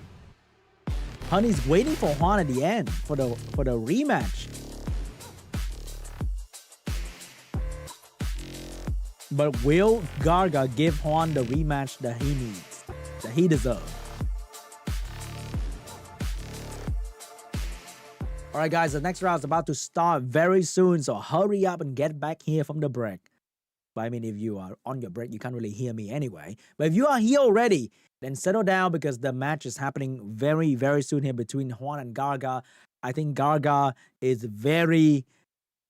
What's the word? Very hungry for a victory here because he's a new challenger. He wants this win more than anybody compared to HWAN, who's been here many years before. Maybe he's not as hungry as the new guy. You know, the new guy is always going to bring new fresh energy and hungrier than the guy who's been here jaded for a long time.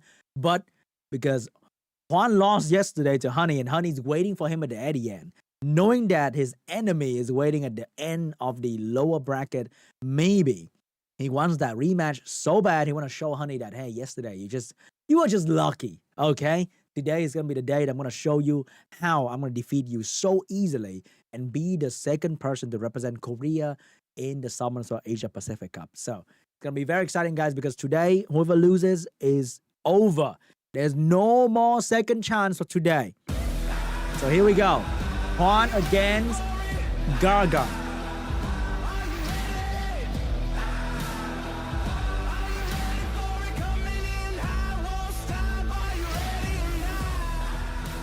Let's take a look at the pre-ban between HWAN and GARRGARR.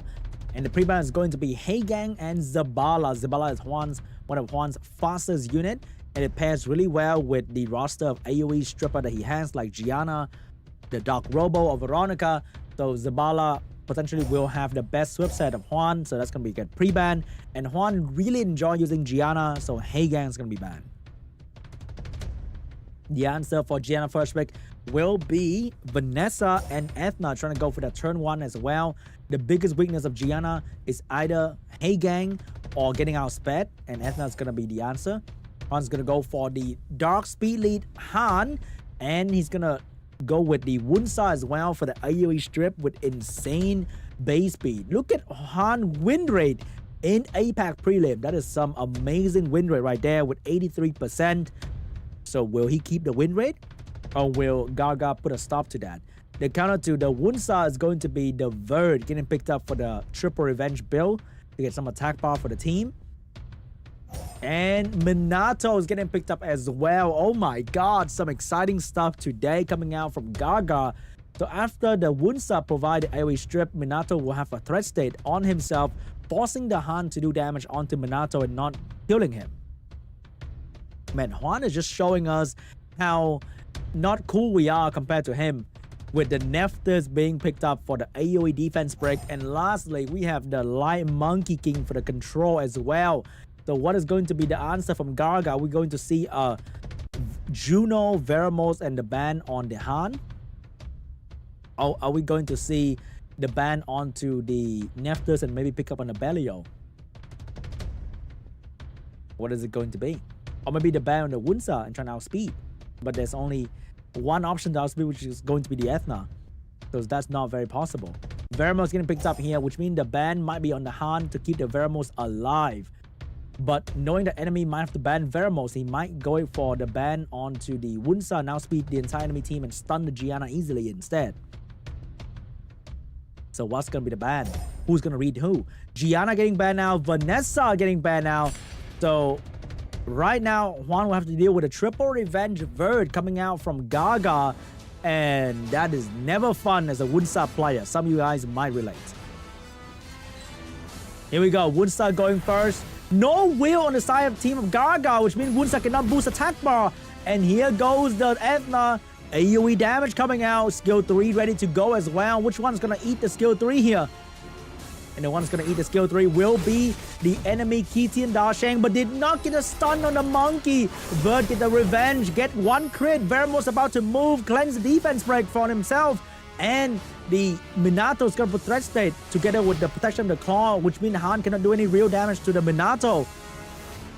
Han is fully countered. There's nothing Han can do, but Han can still get a violent proc. And the stun is going to go onto the Verd. Get the beautiful stun on the Verda heal. And the silence still going on to the Minato. Veramos getting another turn. Beautiful AoE control from the Veramos. Ethna going in with another round of AoE damage. Defense break on 2 target. Who's going to go down first on the side of HWAN? Cannot stop the Monkey. Monkey's about to take a turn. Will he get everyone? He got everybody sleeping. But remember, Veramos about to move and cleanse the slow debuff. And the worst thing has yet to come yet for HWAN.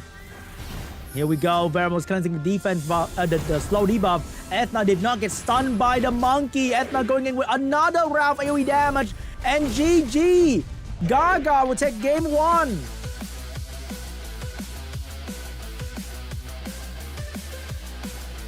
No will to trap Wunsa.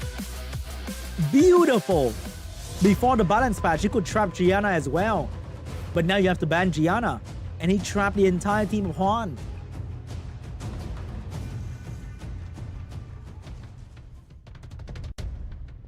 Round 2.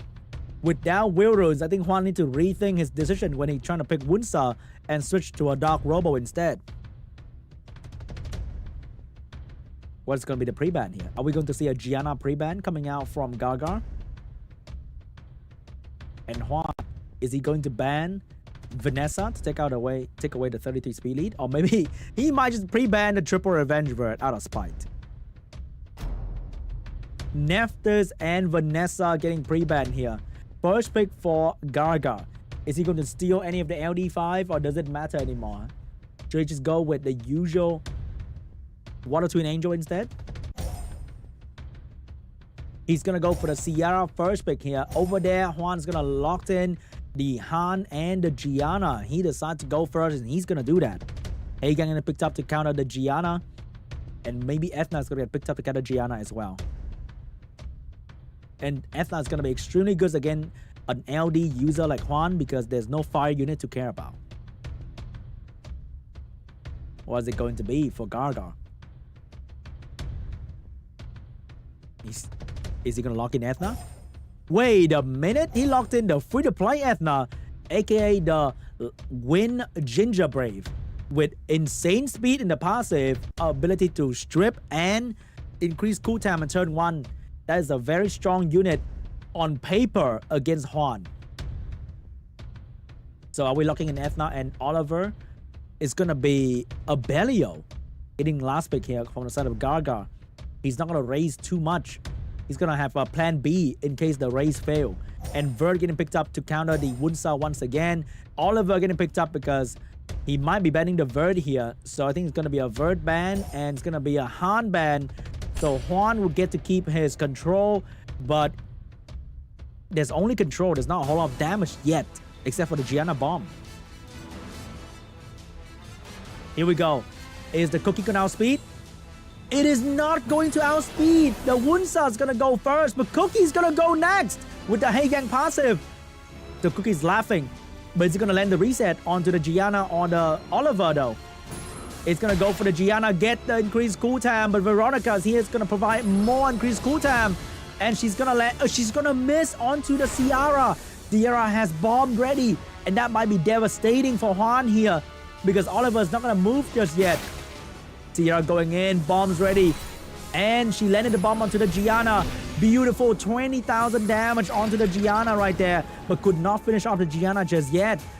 The Oliver's going to control the Abellio. Missed the increased cooldown onto the Cookie. Ginger Brave going in. Skill 1 with the stun. Will it stun the Oliver or Veronica? It is going to be Veronica. And Ginger Brave is going to get the stun onto the Veronica. This Gianna is getting constantly controlled by the enemy team. Oliver get a violent problem. Can he land the pushback? No.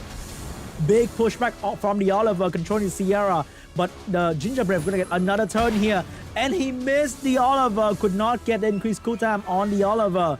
Abellio looking for a target. And that's going to be a skill 1 stun onto the Veronica. Oliver missed the increased cooldown onto the Sierra. And I can assure you, all of them has max accuracy. And oh my god, a 2-turn sleep coming out from the Wunsa.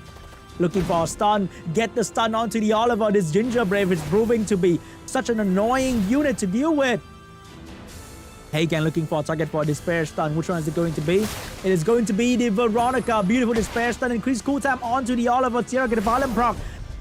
And GG! GARRGARR will take game 2 with none other than the Win Ginger Brave.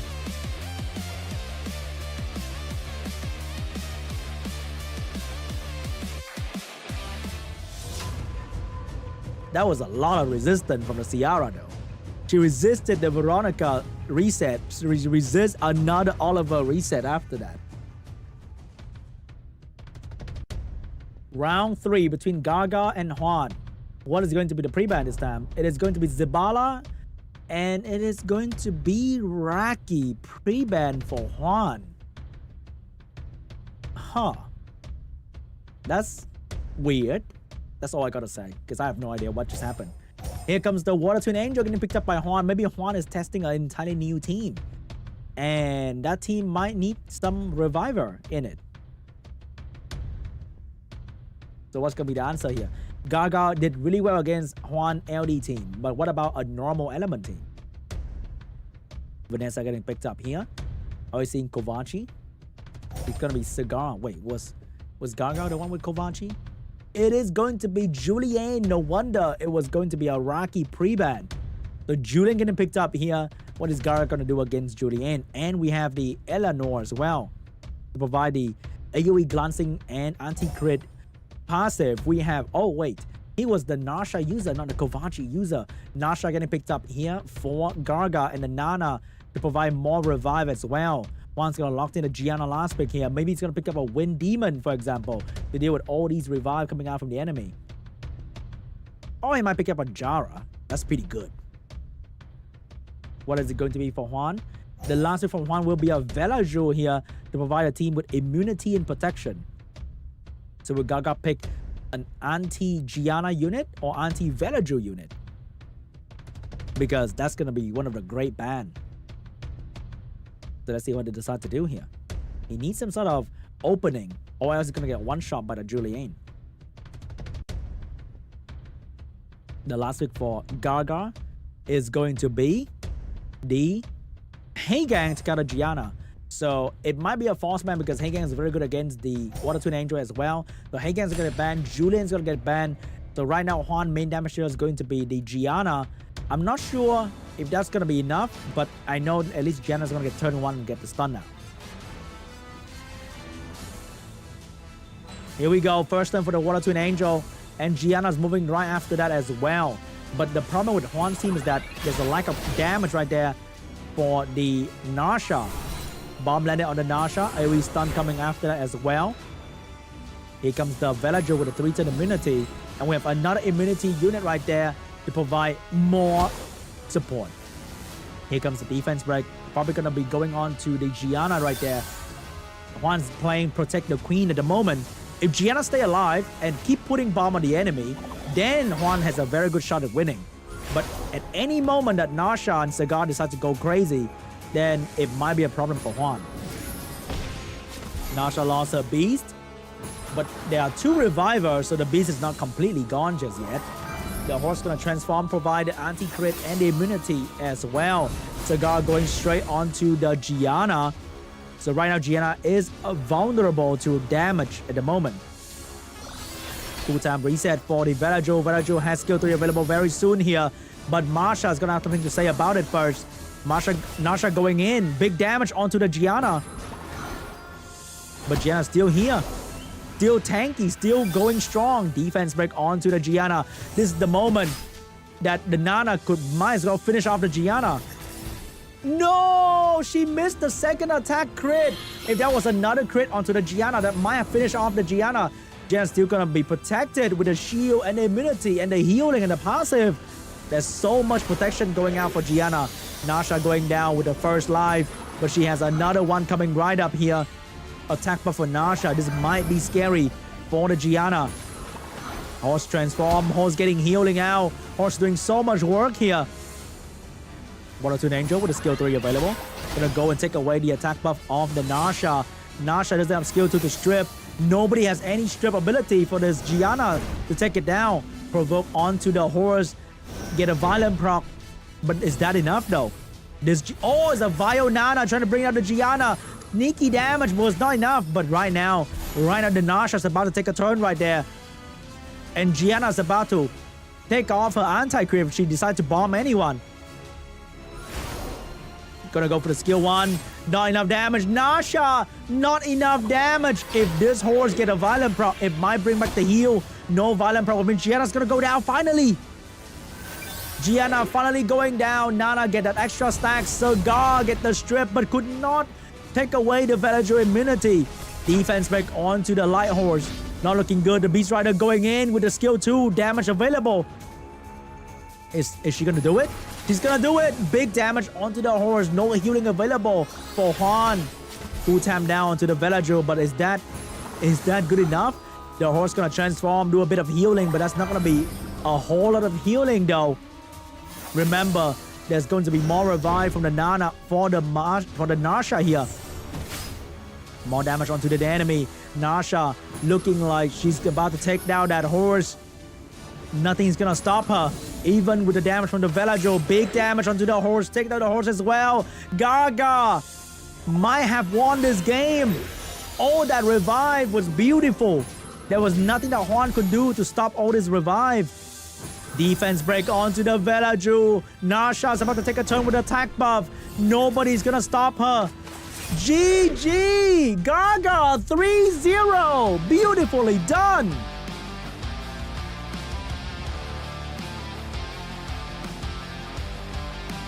GARRGAR, the new challenger.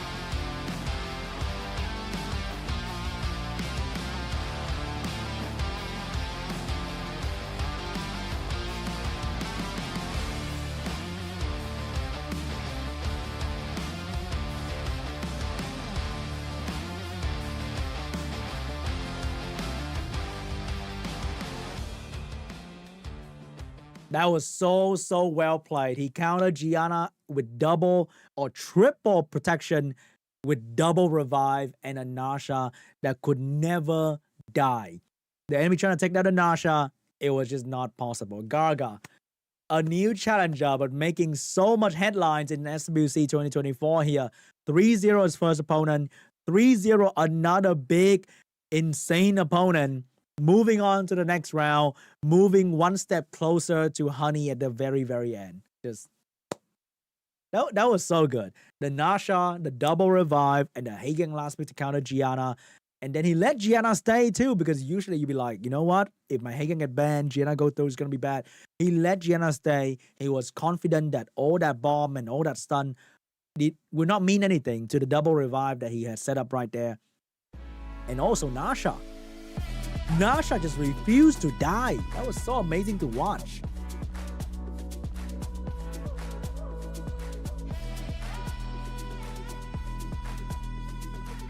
Beautiful performance from GARRGAR. And we have to say goodbye to HWAN in SWC 2024. And we might have to see him again next year.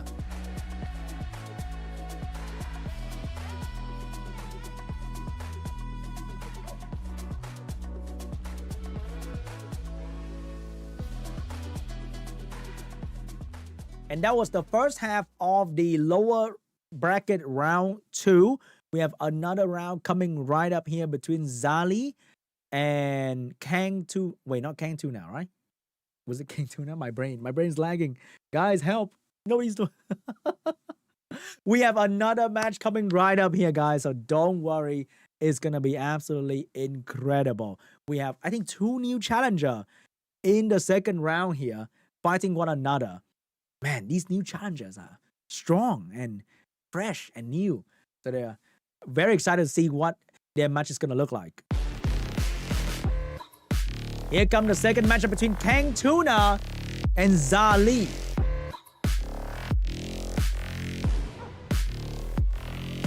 We have a Kovaci user and not a wait, did he have an LD farm yesterday? But so far, his most picked unit in the last season was not a single LD5 though. That's incredible to see. And as you can see, both of them really enjoy using Marsha, Smicer, and Camilla.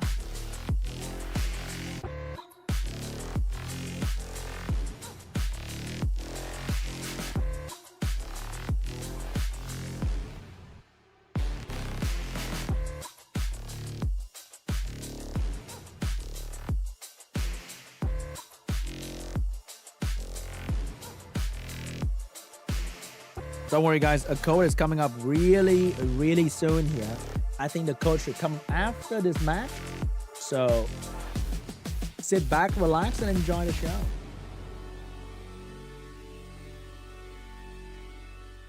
All right, guys. The match between KANGTUNA and ZZALEE is about to happen really soon here. I think both of them are new challenger in SWC, so it's going to be very exciting to watch. Who is going to move on to the next round to fight GARRGAR in round number 3. So it's going to be amazing.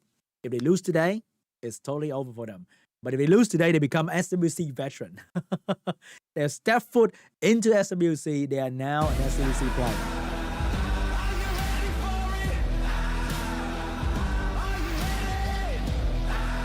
Here we go, guys. KANGTUNA against ZZALEE.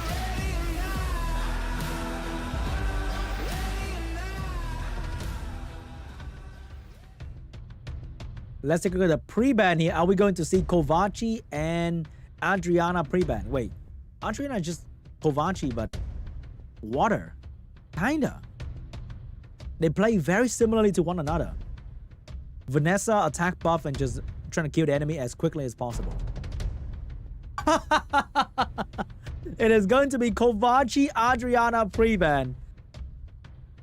So no more attack buff for both players. First pick for KANGTUNA. Is he going to steal the Vanessa as well? He is going to take the Vanessa away from ZZALEE. So ZZALEE will probably have to go for the Water Twin Angel here. But is he going to go for the Marsha early on? Or is he going to go for Cigar instead? Oh, it's going to be a Velaju for ZZALEE. So it's going to go with a Bruiser team this time. So maybe KANGTUNA is going to go for Chow somewhere in between. It's going to be a Cigar getting picked up by KANGTUNA. And a Bella getting picked up as well to break down that immunity one by one. So we might be seeing a Marsha getting picked up here for ZZALEE. It's going to be a Smicer as well to plant silence and bomb on the enemy team without any AoE cleanse. Are we seeing more protection coming out from KANGTUNA, or are we going to lock in even more aggression with strip and damage? It's going to be more damage coming out from KANGTUNA with a Chow getting picked up here and a Heigang to deal with a strip coming out from the Water Twin Angel. And also Heigang's going to be a counter to Velaju, and whenever Chow cleanse, Heigang can boost attack power of the entire team. Very versatile unit for the last pick here. So what will ZZALEE decide to do? He only locked in 2 damage dealer, but one of them is not exactly very good against Chow, or 2 of them are not exactly very good against Chow. So is he going to lock in another damage dealer to bring down that Chow? He's going to lock in the Sonya. So that's looking like a Vanessa ban and a Sonya false ban here, because even with the defense lead, Chow might go down very quickly to a Sonya skill 2. And that will give ZZALEE potentially the third one and trying to bring down the Bella with the Water Twin and the Marsha as quickly as possible. But with a Heigang on the field, Heigang is going to stay on the field. Bella is going to be banned. Sonya is going to get banned. So KANGTUNA will get to use the speed lead Heigang strip into pushback, but that will be not easy against the turn 1 of the Water Twin Angel though. Because the Water Twin Angel can potentially make the Cigar go first and not get the full team pushback because of Heigang passive. Here we go, guys. First turn for the Water Twin Angel. Defense break ready to go. Gonna be Vanessa. That's gonna take the defense break. Velaju getting the attack bar boost. Attack bar pushback from the Smicer. Bomb from the Smicer. Damage from the Marsha. Get instant turn with the violent proc. And that might be it for the Vanessa. Is that it for Vanessa? He doesn't have to finish out the Vanessa because the Smicer bomb is more than enough to do so. So the damage from the Marsha will be directed towards the Cigar instead. But the biggest enemy of ZZALEE is still on the field, and that is Chow. Because Smicer bomb will be meaningless against Chow, and Marsha is not exactly very good against Chow. Chow moving on to the Marsha, trying to bring down the Marsha as quickly as possible. And Marsha is now going to race against the clock, trying to bring down the enemy Cigar. Some soft damage from Velaju to make sure that Vanessa died to the bomb. More healing coming out from the Smicer. Chow moving on with big damage onto the Marsha. Miss every debuff on the Water Twin Angel. Defense break available going on to the Cigar. Wind Bison's in a lot of trouble. Better to get a Violent Pro. Finish off the Cigar as well. Stun coming out from the Twin Angel. Push back from the Smicer. Even though Smicer cannot bomb the Chow, he can still push back the Chow attack bar. Big damage from Chow. Could not dismount the Marsha. But this will. Marsha's off the beast. And now the damage will be directed towards the Heigang instead.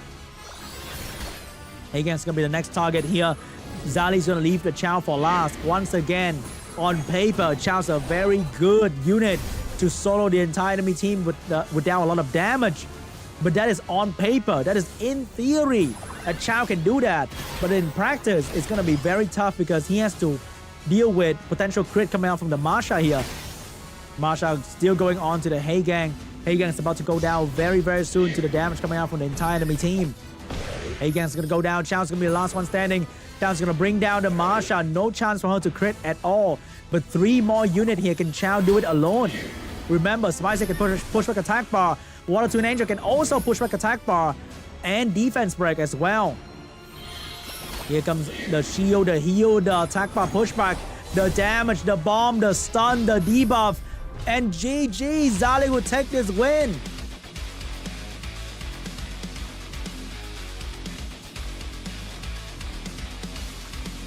Chow cannot do it alone, unfortunately. Moving on to round 2, KANGTUNA. Rocky start for KANGTUNA right there.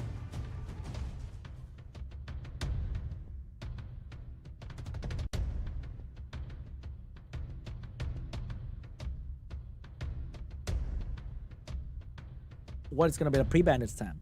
Are we going to see Vanessa pre-ban since you cannot pick it turn 1? We're going to be seeing Bella and Smicer pre-ban. First pick for ZZALEE. Is he going to take the Vanessa this time around?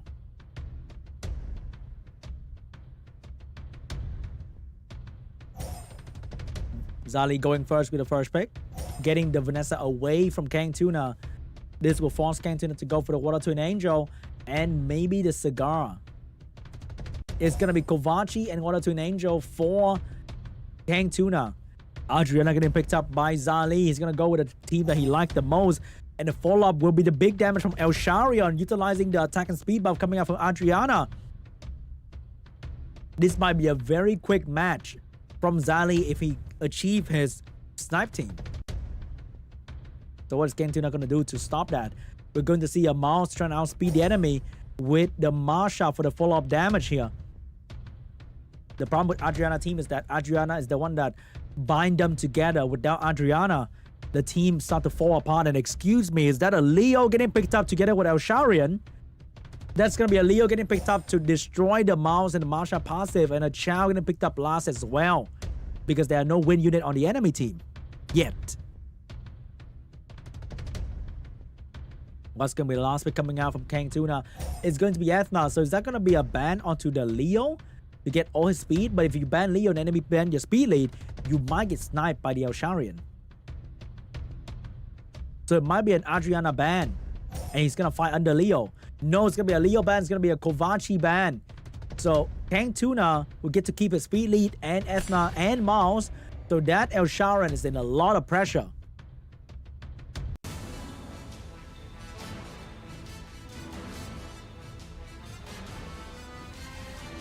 First round will belong to the Adriana. She is going first. She's going to get the buff, but then there's no follow-up. Nobody's making a turn. That's free attack buff to steal for the Ethna. Oh my, never mind. He said, not today, give me back that attack buff. Elsharion is on a revenge build, maybe triple revenge. Strip onto the Chow, no more buff for the Chow as well. And now Water Twin Angel is going in with the defense break for the Marsha to one-shot. Defense break coming in, triple resist. What is this Elsharion on? It's on a resistant triple revenge build. It's taking the immunity back. It was a trap Elsharion. It was never meant to kill. It was meant to steal. Damage from the Chow going in onto the Ethna. Big crit onto the Ethna. Elsharian. The trap was activated. Defense break onto the Nasha. Stealing some attack bar. And now Oblivion onto the Masha. Masha is gonna go down very soon here. Masha get a violent path to save herself from the Oblivion. But that's not gonna be enough because there's no healing coming from KANGTUNA just yet. Here's a small heal from the Water Twin Angel. Stun the Elsharian. But Chow ignores shield. Chow's about to move on to the Masha. Masha's gonna lose her beast. Masha going on to Vanessa instead. Doesn't want to touch the Elsharian at all because that man is gonna be revenging every time. Mao's gonna go in and trying to stun the Adriana. Get the stun onto the Adriana. But the Chow is about to take a turn very, very soon. And that Masha is under a lot of pressure from this Elsharian as well. Losing her attack bar a little bit. But not enough to let the Chow move. Chow's gonna get a turn here. Masha is gonna be alive. But Vanessa will go for the finishing move here. Masha's gonna go down to the dot. It's gonna be a 2v3 situation here.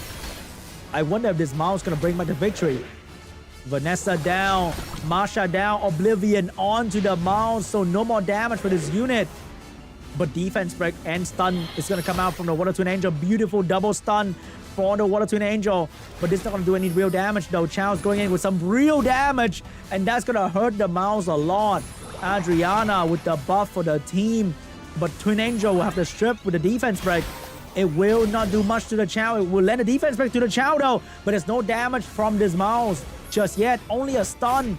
Chow going in with attack buff. Doing some good damage right there. Oblivion once again onto the Mouse.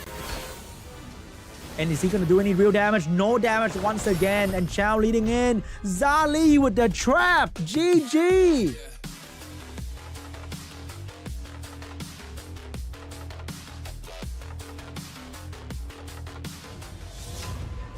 Beautiful play from ZZALEE. Setting up the Elsharian trap. Leading the enemy thinking that, oh, it's a free kill for Ethna. But that was not it.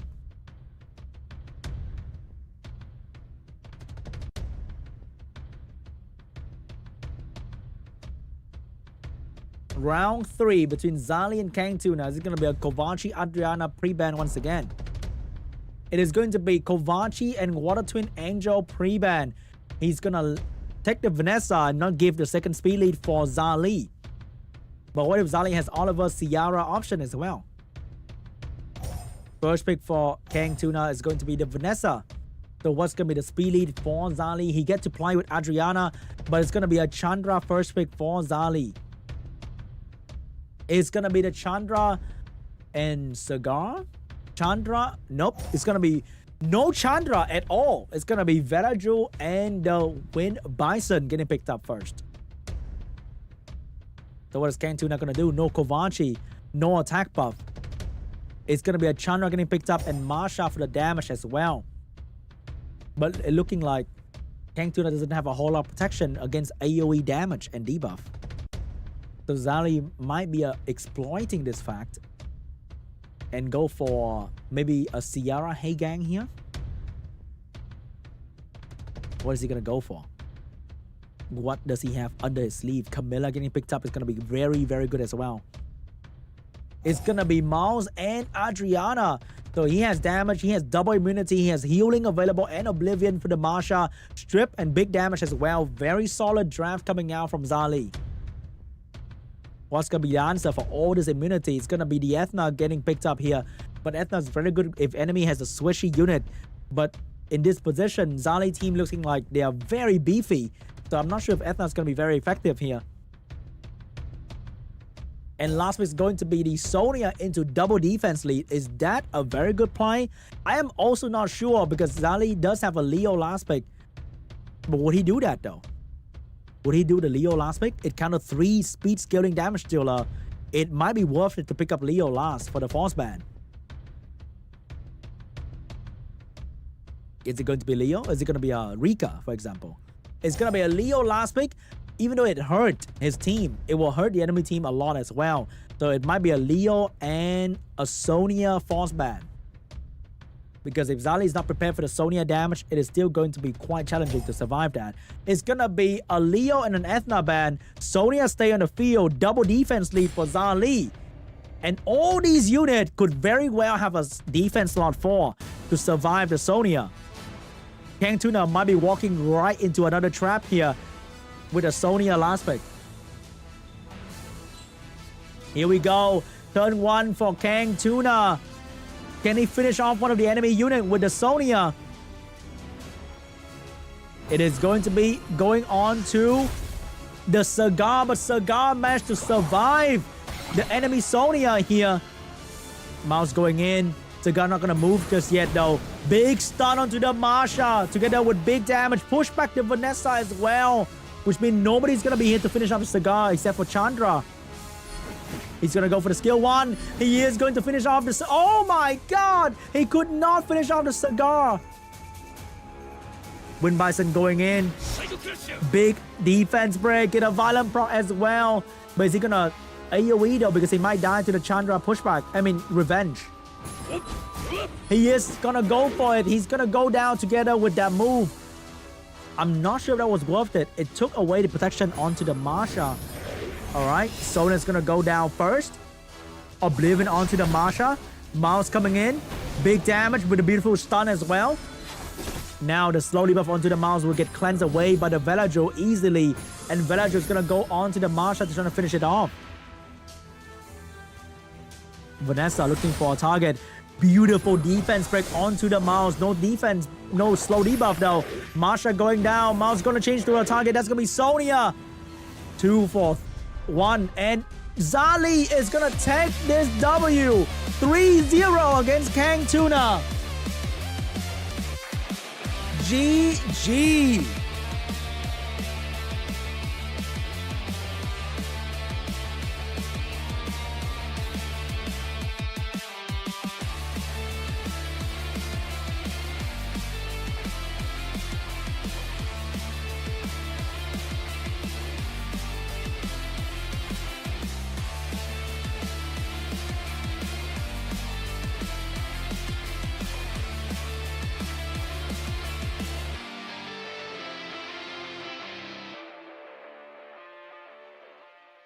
Incredible performance coming out from ZZALEE right there. 3-0 against KANGTUNA. And then we have 3-0 from GARRGARR against HWAN. Just a whole lot of 3-0 today. Congratulations to ZZALEE for making it through another round. But the next one, though, is going to be ZZALEE against GARRGAR. Oh, my God. I really enjoyed their play. I really want both of them to make it through. But unfortunately, only one of them will make it through and fight the final boss HUNI at the very end. And right now, we just ended the second round of the loser bracket or the lower bracket, which mean you know the favorite part of the stream is about to come. It means a code is coming very, very soon, and a break is coming very, very soon as well. But incredible performance. I think Sonya has to be one of the worst performing unit in this entire tournament. I don't think I've seen a single Sonya win just yet. Or have I? But my impression from Sonya from yesterday to today has just been she either doesn't kill or she doesn't... Yeah, she just can't kill the enemy. Or she doesn't really do much and get countered too easily. Because everybody in this rank has a Leo. And everybody has runes that are so tanky that a Sonya with Dow buff cannot really penetrate enough.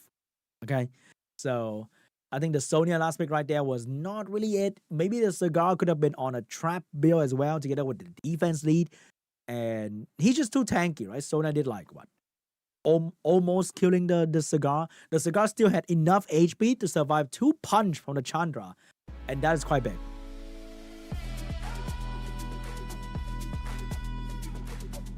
Beautiful 3-0 from ZZALEE against KANGTUNA.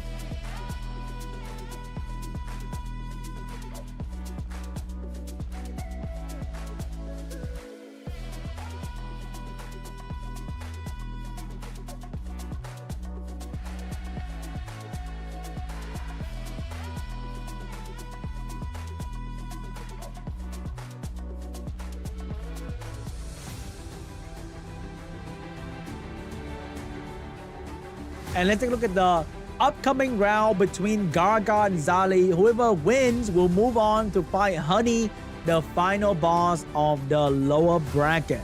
HUNI has been sitting there waiting the entire day, watching learning every single trap that they laid out for the enemy. And he's gonna have the most advantage today. But is that gonna be enough for HUNI to beat either GARRGAR or ZZALEE?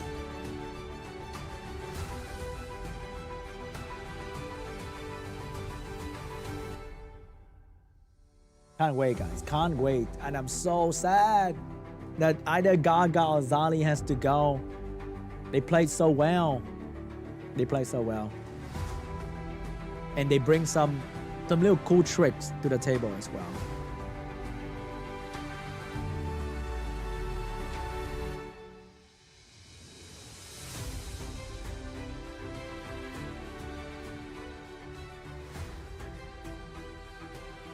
And now is the part that you have been waiting for. We are about to release a big We're about to release a code for you guys on the screen, so don't worry.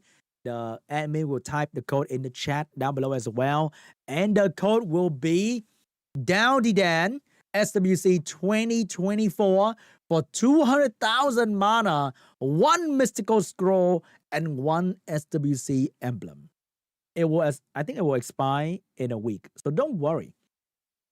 You can take your time. But the code will be DALDIDAN SWC2024 for 200,000 mana and 1 mystical scroll, together with 1 SWC emblem for you guys to exchange for varied rewards in the in-game event. Man, he is so excited for that code. Not gonna lie. I have no idea what he's saying, but he's even more excited for the code than me. So go and key in that code and get yourself a new Elemental Gojo, okay? And before we go to round 3, we're going to have a quick short 10-minute break here. And we're going to come back with round 3 and round 4. And don't worry, after the final of today's match, we're going to have another code. So stay tuned to that. And thank you so much for watching all the way. I see some of you guys in the chat has been watching SWC, have been watching the entire stream. And that is absolutely incredible. Thank you so much for that. And don't miss out on any SWC because there'll be more prelim, more qualifying rounds in the upcoming weekend so far. So subscribe to the channel and put on the notification bell so you don't miss one of these live streams, because YouTube is not exactly very good at recommending stuff sometimes, because you can subscribe and still not get the notification for the live stream, okay? So before you leave for the break, subscribe to the Esports channel, hit the like button. That'll be very, very cool. And we're going to move on to the break very, very soon here. And upcoming match is going to be very, very exciting as well. Thank you for watching, and I'll see you guys after the break.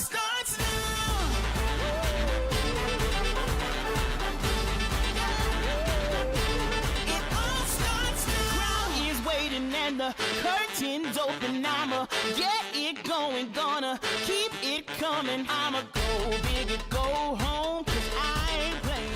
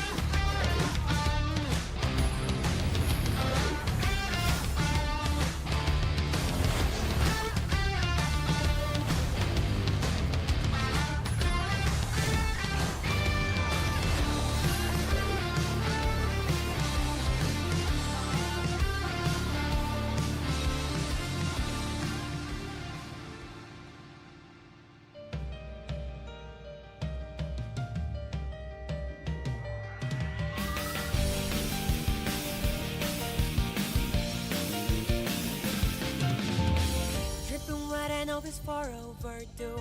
Skies are black and no one to call out to. Filtering breath hanging in the cold air.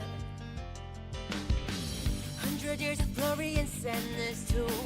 Nothing could compare to all you've been through. In this long despair, tears are falling, falling. Reapers calling. Eyes are shut tight, can no longer fight. But don't you forget to keep your head up high. In this free tool of reapers, the kingdom shines bright.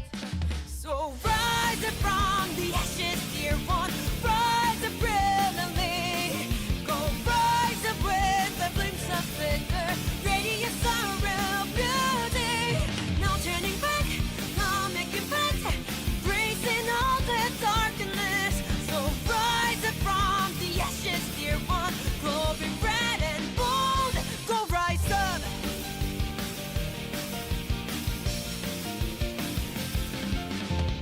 Towards the altar of the scorching bright sun. Nothing can stop your journey, oh no one. Despite all the doubts, you keep flying, flying. All are crying, you're here last. The time passed so fast, but don't you forget everything that's begun. In the burning flame you shine with a melodious cry. So rise up from the ashes, dear one. Rise up brilliantly. Go rise up with the flames of vigor. Radiance of real beauty. No turning back, no making back. Embracing all the darkness. So rise up from the ashes, dear one. Glowing red and bold. Go rise up.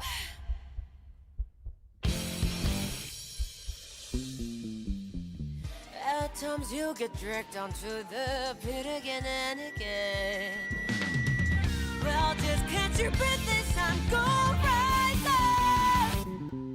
So rise up from the ashes, dear one. Rise up brilliantly. Go rise up with the flames of vigor. Radiance of real beauty. No turning back, come make it back. Embracing all the darkness. So rise up from the ashes, dear one. Glowing red and bold. Go rise up.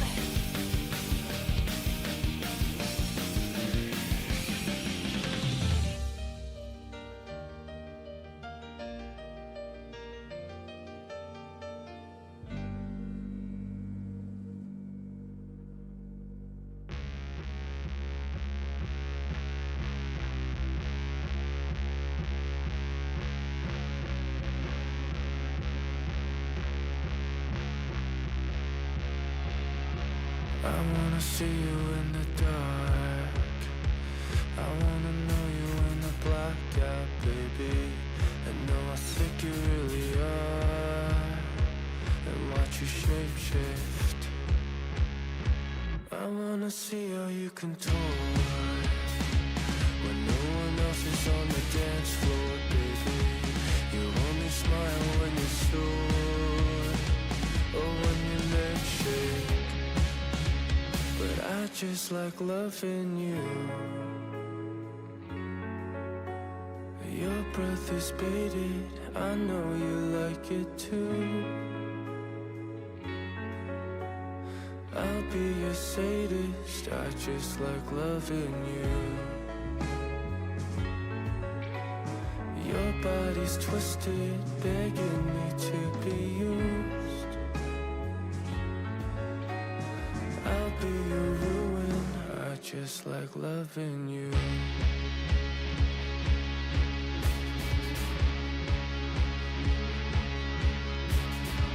I wanna dig into your skin, bury my head and let the cold air creep in. You only smile when it stings, don't you think of letting go? 'Cause I like it when you're happy, and you're happiest when you ache. Don't know why it is, but please to give you pain. I just like loving you. Your breath is bated, I know you like it too. I I'll be the sadist, I just like loving you. Your body's twisted, begging me to be used. Yeah, yeah. I'll be your ruin, I just like loving you.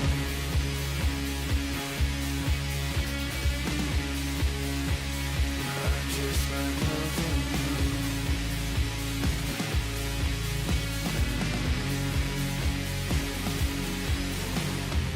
I wanna see you in the dark.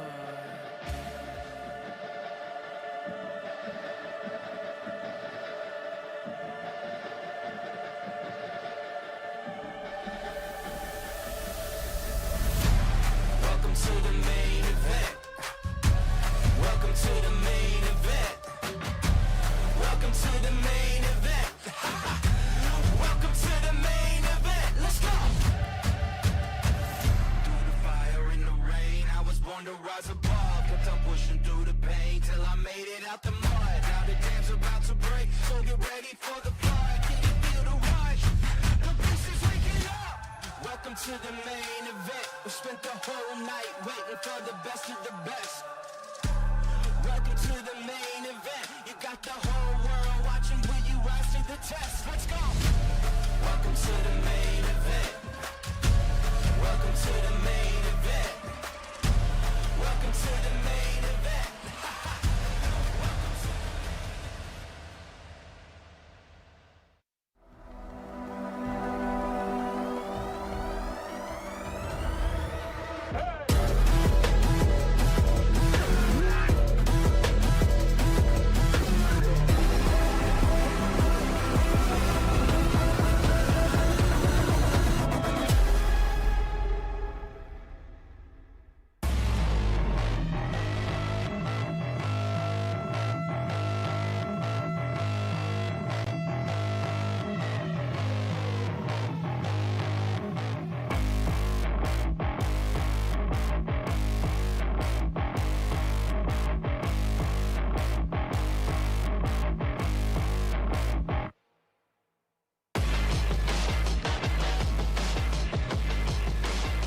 Welcome back to the Summoners World Internet Championship 2024. Right now is APAC Prelim Group B Day 2, and we are at the very end of Day 2 as well. This is the Korea group.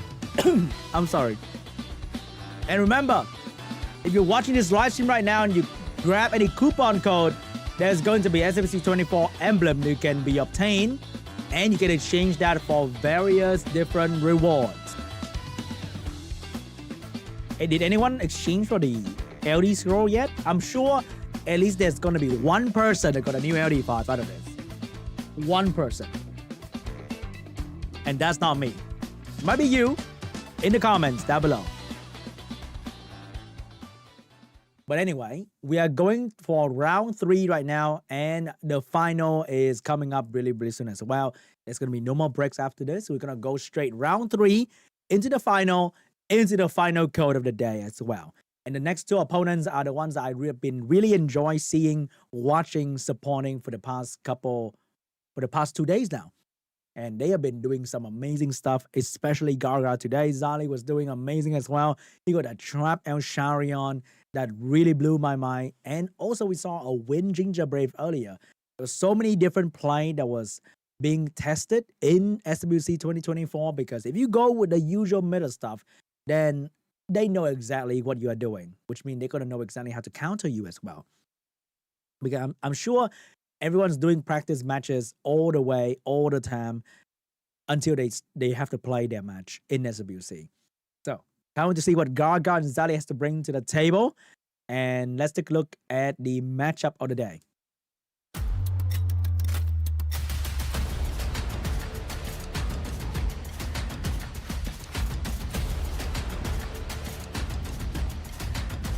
On the left, we have GARRGAR. On the right, we have ZZALEE. Very, very aggressive. Both players running some high damage team, and Marsha being the name of the game.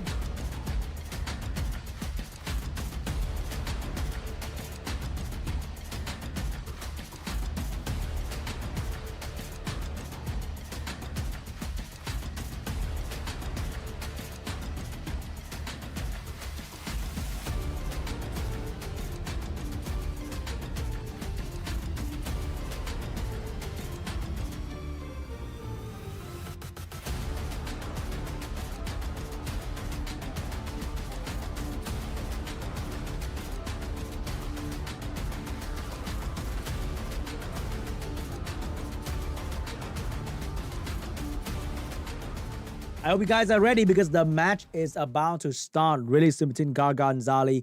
They'll be fighting to decide who is going to fight HUNI at the very end of the lower bracket. There are only 3 players left, but only 1 slot remain for the second best player of the Korea bracket to make it through to the APAC Cup.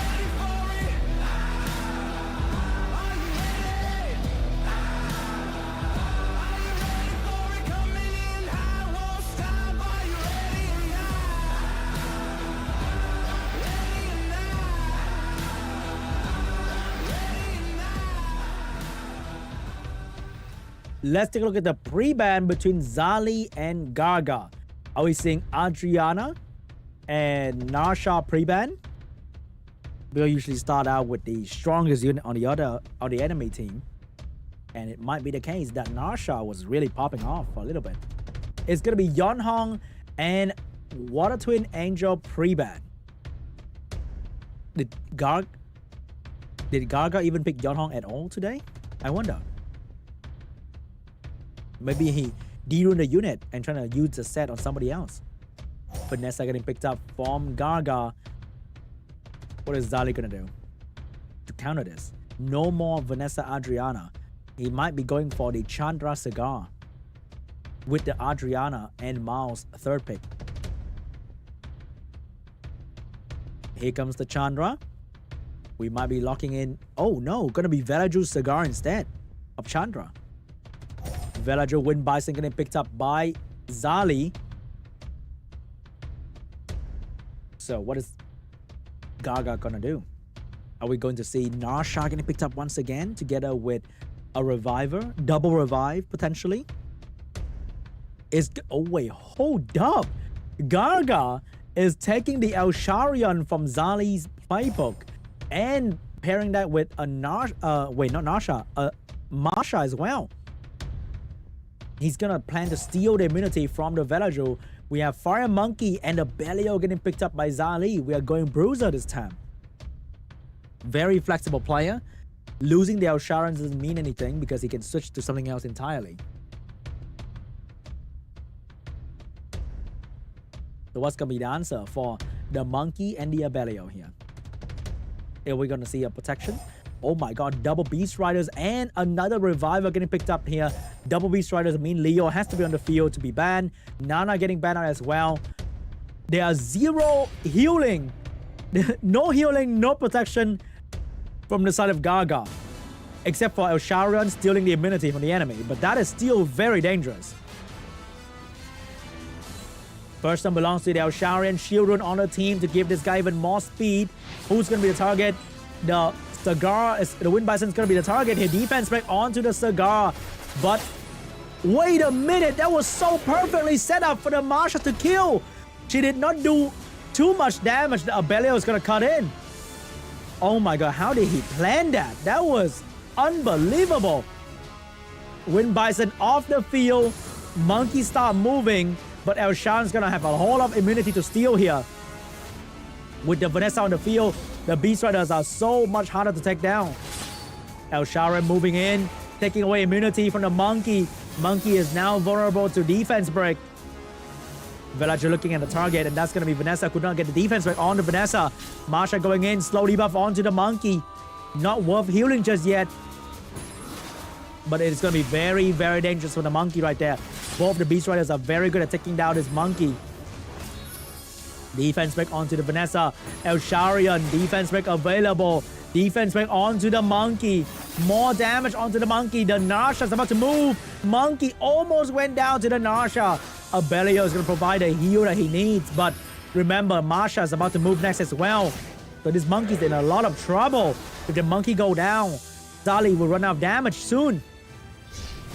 Going in with the damage. Can Monkey save himself here? This is going to be a critical moment. He could not. Marsha going in. Big damage on the Monkey. Could not finish off the Monkey yet.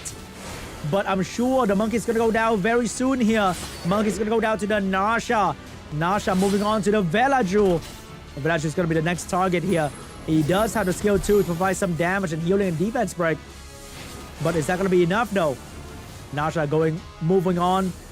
Attacking the Velaju. using all her skill because she's gonna go down right now. Masha, one more turn to defense break. El Sharian defense break available, but it will trigger the Abelio. Almost killed the Velaju. Velaju's gonna be alive and be able to buff immunity here.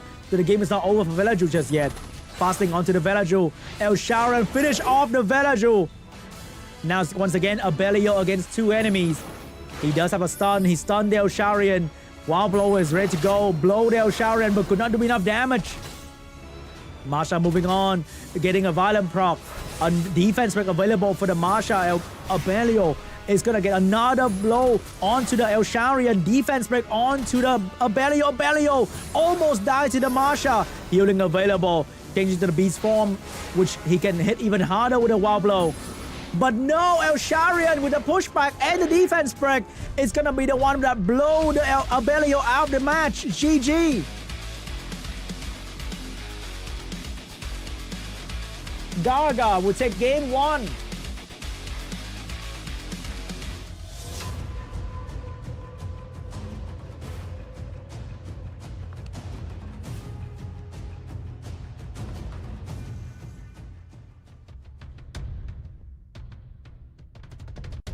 Round 2 between GARRGAR and ZZALEE. What is going to be the pre-ban? Are we going to see Adriana and Nasha pre-ban? That Nasha has been doing so much work for GARRGAR. It's going to be Adriana and Ethna pre-ban. ZZALEE doesn't want to get stunned turn 1. I wouldn't want to get stunned turn 1 too. So first pick for ZZALEE. He's probably going to go for the Vanessa first pick here. But without Adriana, would he still go for that? He's still going to go for the Vanessa first pick here. Providing defense break, revive, very, very strong unit. Sierra getting picked up from the side of GARRGAR. But what's going to be the support? That's going to be the Velaju support for the Sierra.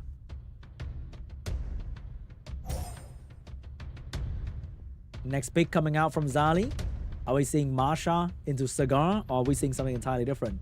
Locking in the Cigar and locking in the mouse as well, but no speed buff unit or healing yet for the mouse. Are we seeing Rakuni in this position?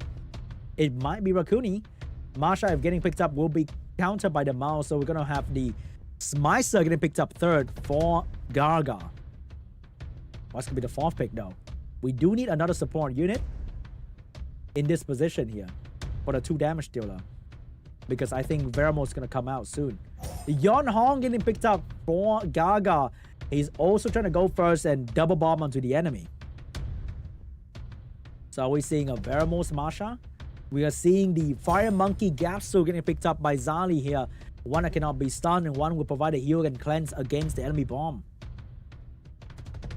But I feel like ZZALEE team right now is lacking a little bit of AoE cleanse heal support, because Gapsu, even though he's very strong, he can only heal cleanse a single ally. So a strong AoE from GARRGAR is going to seal the deal here. And a strong AoE is going to be the Nana, provide a defense break, and if he managed to kill anyone, that's going to be amazing for GARRGAR. So are we going to see a Gapsu ban or Vanessa ban here? And that Velaju or that Smicer is really strong right now against ZZALEE. Especially the Smicer. If the Gapsu get banned down. It's going to be a Nana ban. It's going to be a Fire Monkey ban. So GARRGAR will decide to fight against the Vanessa passive.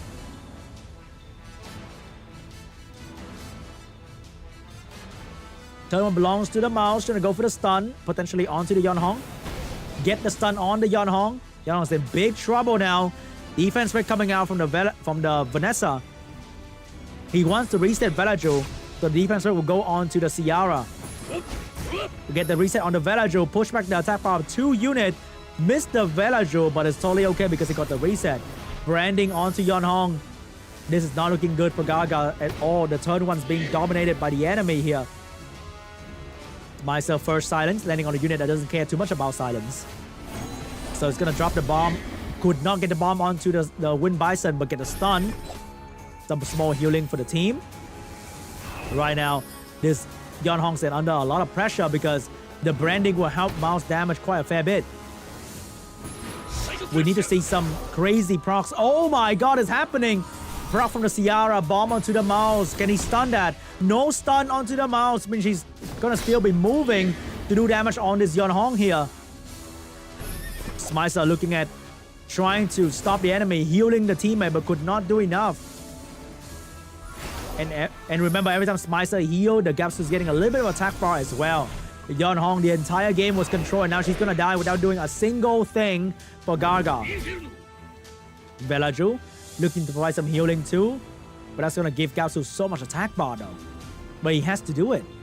And this attack bar setup, making the Smicer silencing the mouse, which is very terrible because he doesn't care too much about silence. It would be better off silencing the Cigar, but that's not happening at all. Mouse looking at Ciara. Ciara's now going to be the next target for ZZALEE damage. Here comes the potential stun. No stun coming out from Gapsu, but defense will come out from Vanessa here. Can Velaju save her? Velaju has the Sanctuary available. Gonna buff it. Cleanse the entire team. And now Smicer can provide some mini healing as well. But the problem is Ciara can only kill one target. And Vanessa revive is still here. Bomb onto the mouse, and the Gapsu healing is going to be onto the Cigar, so there's no healing for the mouse at all. Velaju looking at the target. He needs to defense break somebody here. That's going to be Vanessa. Vanessa though. Really?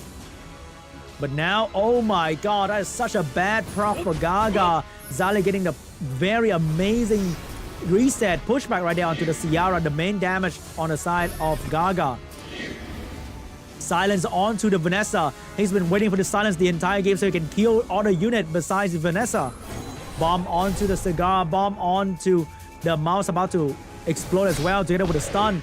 Beautiful kill from the bomb onto the mouse right there. Ciara still on the field together with the silence on the Vanessa.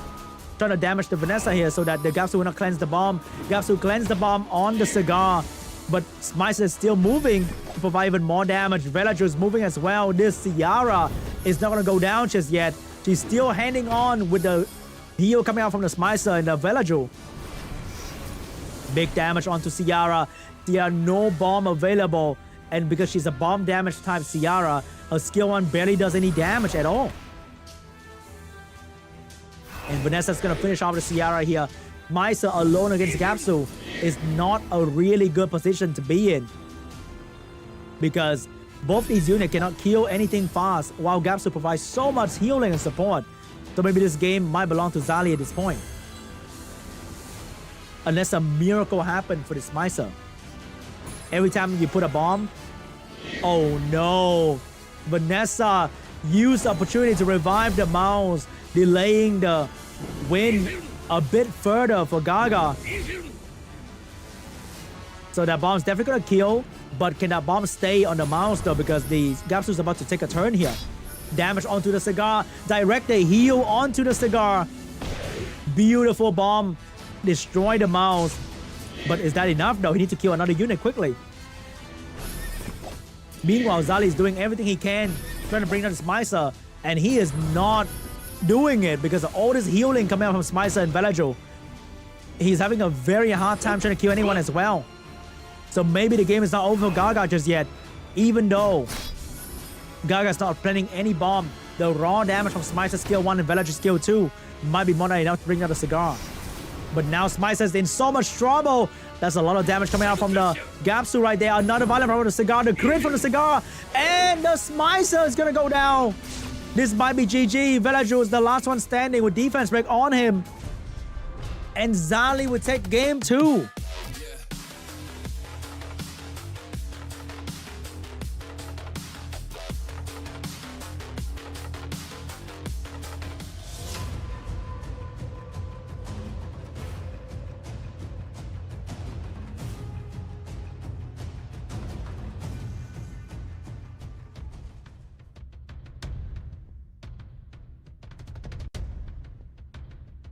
What's going to be the pre-ban this time? Are we seeing Ciara pre-ban? Because Yeonhong was dominated for sure. We might be seeing either Vanessa or Ciara getting pre-ban here, because they are like the key unit for these players.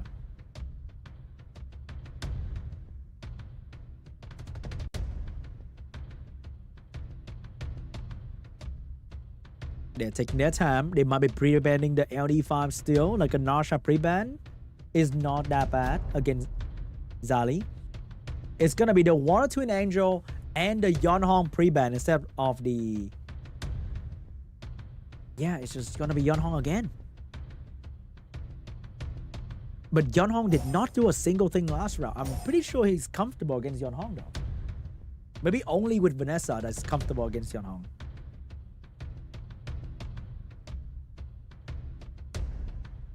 Villager getting picked up together with potentially Cigar as well. No, Chandra's being picked up against the Vanessa first pick here. So are we seeing Elsharian and Marsha once again? But it's the Chandra this time though. Maybe we're seeing Elsharian and Narsha instead of Marsha. Elsharian getting picked up from the side of GARRGARR. And Cigar getting picked up as well, breaking the combo away from ZZALEE.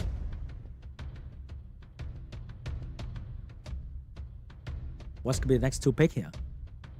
What is going to be the counter to Elsharian? It's going to be a Fire Monkey getting picked up. Maybe a Bovert to deal with Elsharian, but maybe that's not a very good idea at the moment. Fire Monkey is not too bad. But then, is that enough? Is that enough damage for ZZALEE? It's going to be Gio getting picked up for ZZALEE.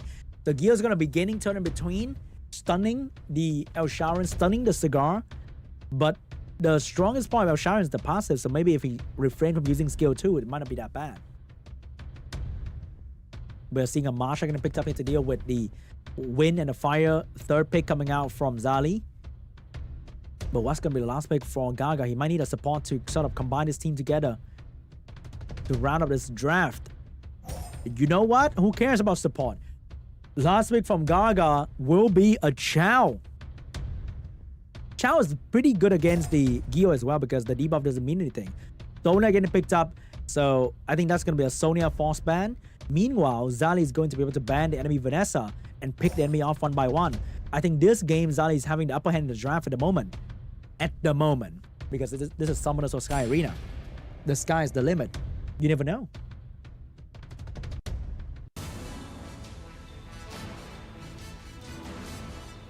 Here we go, guys. Round 1. Villager taking turn 1 here. But is he going to do that, though? The 3-turn immunity being stolen is kind of bad. Going straight for the Elsharian, trying to stun... not stun, strip the Elsharian so that he can slow with a Chandra. Full wheel coming out from GARRGARR here. Uh-oh, that was not a good move. The immunity got stolen, did not stun the Elsharian. He's going to do it again, did not stun the Elsharian once again. Elsharian going to get a turn here. And defense break is going... Nope, it's going to steal the Gio immunity first and push back the attack bar of the Gio. And now Cigar is about to move. And I think it's going to reset the Chandra. It's going to reset the Villager here. Push back the entire enemy team. Missed the provoke on the Gio. But he has another opportunity to do so. He's going to focus on the Monkey first. Monkey's going to focus by the Marsha. Marsha get another proc as well. I think that's the dead Meiho Wang. Because Chow's moving. Is that GG? It might be GG because right now, there's no more damage dealer from the side of ZZALEE at the moment. And there's no one to stop GARRGARR from doing damage at the same time because Villager got resetted, which means even if Villager get a violent proc, he will still fall he will still not be able to provide much. Here's the small heal from the Villager, very good damage as well. Provoke available from Cigar. Get the provoke onto the Gio. Marsha moving on to the Chandra, getting a beautiful slow debuff. Chow's moving to do damage on Chandra. Chandra is going to go down to the Elsharian. Is this over? 2 units down. Elsharian is about to go down. But I think Elsharian did everything he needed to do. And the Villager is going to be a target for the Marsha. Marsha double attack. GG. GARRGARR will take the the third game.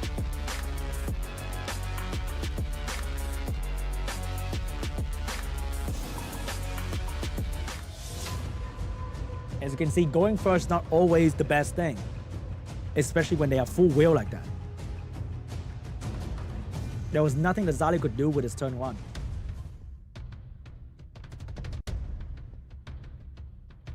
Here comes round 4 between GARRGARR and ZZALEE.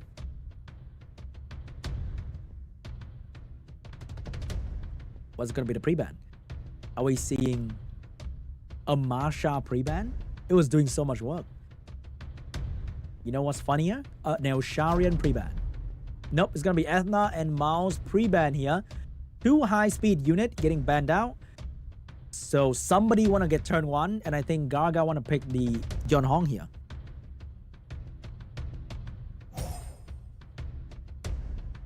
Here comes the Vanessa. First pick for the side of ZZALEE. GARRGARR does have the auto speed lead option available. Either Chandra or Water Twin Angel. He had that the entire time. He had that unit the entire time. And here we go. We have Wedgeat Smicer getting picked up from the side of GARRGARR. Here comes the Elsharan to steal all that goodness, and Masha for the damage onto the Smicer. So what's going to be the play here for GARRGARR? How are you going to counter? And the play is going to be the Nana and Nasha to counter the enemy Masha. He would not get one shot too easily with the Nana. Veramos getting picked up to deal with the AoE defense break and the bomb from the Smicer. And the Cigar getting picked up as well. Seeing no fire enemy, and he can control the entire enemy team at the same time. So what is it going to be for the last pick? He need another damage dealer. If Nasha get banned now, that Smicer cannot do anything to the Veramos and might die very quickly to the Masha. He need a super strong hard carry, and that's going to be the Chow getting picked up last by GARRGARR. So I think this is going to be a Vanessa ban for a quick kill. And maybe the Nasha need to get banned here. Because Nasha combined with Nana can be very deadly. It's going to be Cigar ban. It's going to be a Wedgeat ban. Which means ZZALEE is about to go first once again. But we saw last time, going first against GARRGARR might not be ideal.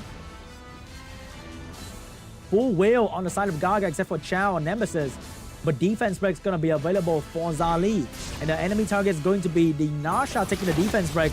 Nasha losing her beast right off the bat. But then, do you want to kill the Nasha right now and give her the beast back?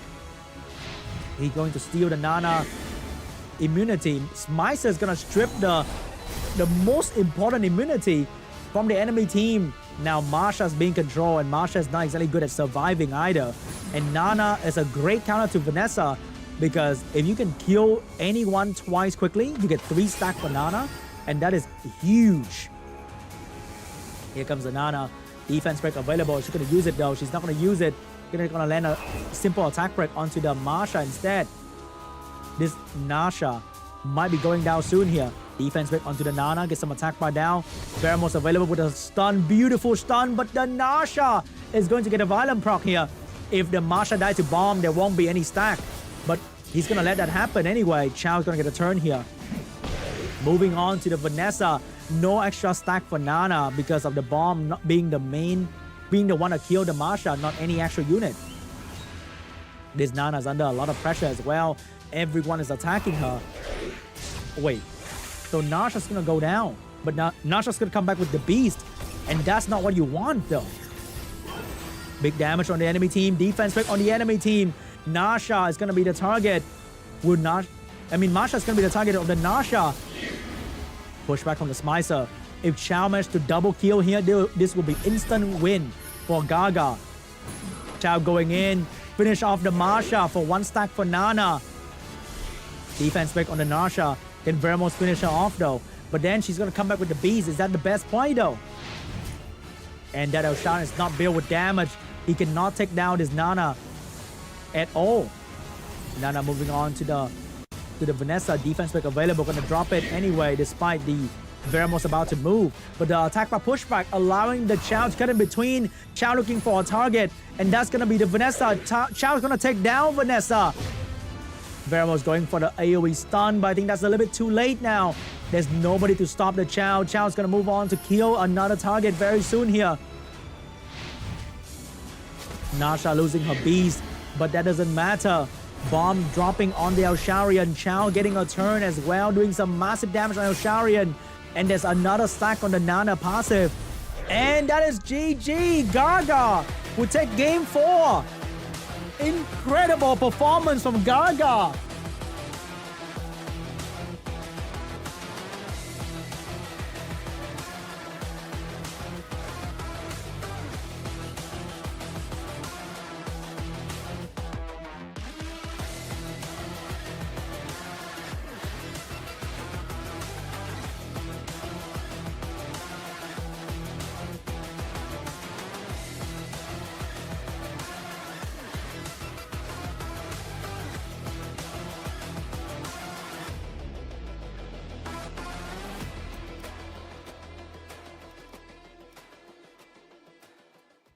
I can't believe this, guy. We are witnessing a main character story forming right now. GARRGAR starting off at the lowest position of the lower bracket, and he has been dominating all the way to the final.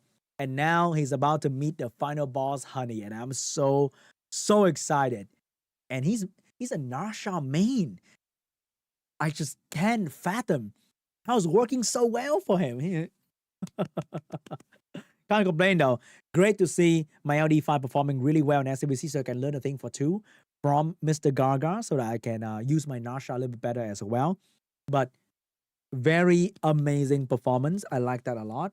And we are going to go straight into the final between GARRGAR and HUNI very, very soon here. So I'm so excited. Thank you so much for watching SWC with me, guys. We are closing on to the end of Group B, Day 2 for the APAC prelim here to determine who is the second best Korean player to qualify. Let's take a look at the result of GARRGAR against ZZALEE. GARRGAR with convincing 3-1 W against ZZALEE. Moving on to the final.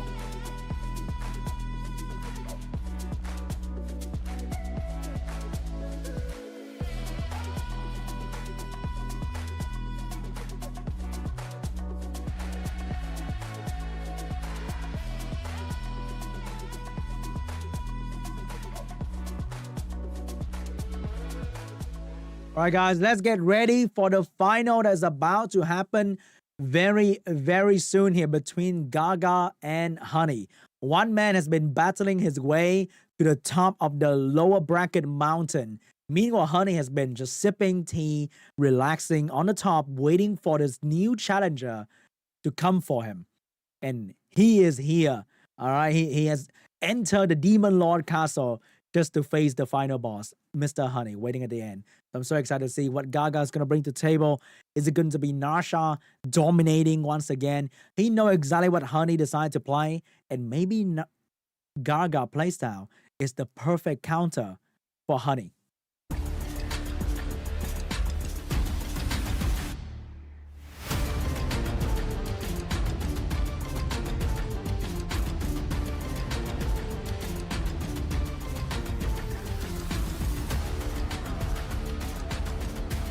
Wow, they actually have something in common. They both beat HWAN before. But GARRGAR beat HWAN 3-0 and HUNI beat HWAN 3-1. Interesting.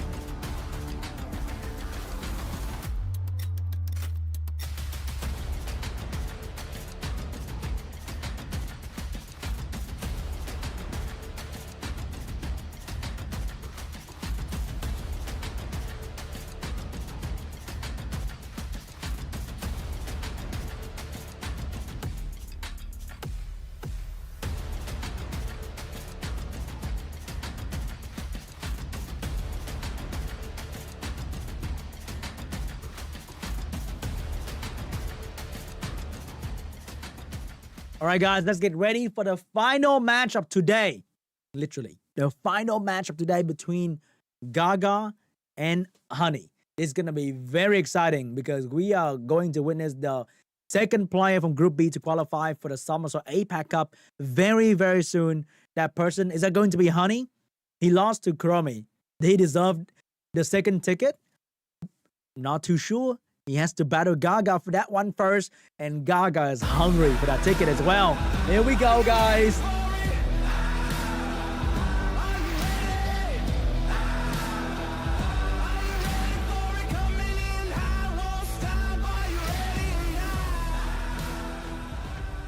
Let's take a look at the pre-ban between Honey and Gaga. Guys, I just want to tell you guys one thing. I've been holding saying any funny Gaga joke for the entire 2 days, okay? Every time I say Gaga, I don't know, it sounds so cute. Honey also is adorable. We have a Nasha pre-ban and a Gio pre-ban. Finally, someone put some respect on that Nasha. So what's gonna be the first pick for Honey here? We have the classic Korean Vanessa first pick. And over there, Honey's gonna go with good old Abellio Gapsu. So Doman's gonna get picked up by Gaga here to counter the playstyle of Honey. And Cigar's gonna get picked up to counter the enemy Abellio. I have so many Gaga jokes, guys. You don't even know. Okay? But we can't say that. Anyway. What is gonna be the fourth pick? That's gonna be the Fire Monkey King and the Wind Pale Vanilla Cookie for the AoE Cleanse and Heal and the Shield. So right now, Gaga is gonna go for the Masha damage against the Fire Monkey. That's gonna be a great unit. And oh my god, he's going in one-shot style with the Daphne as well. Daphne's high risk, high reward, but usually high risk. And the last pick coming out from Honey, is it going to be Chow? Is it going to be... It's going to be Chow for the force ban right there. I think the Chow has to go and Doman has to go. So right now, if that Daphne's work, we might say goodbye to the Fire Monkey turn 1.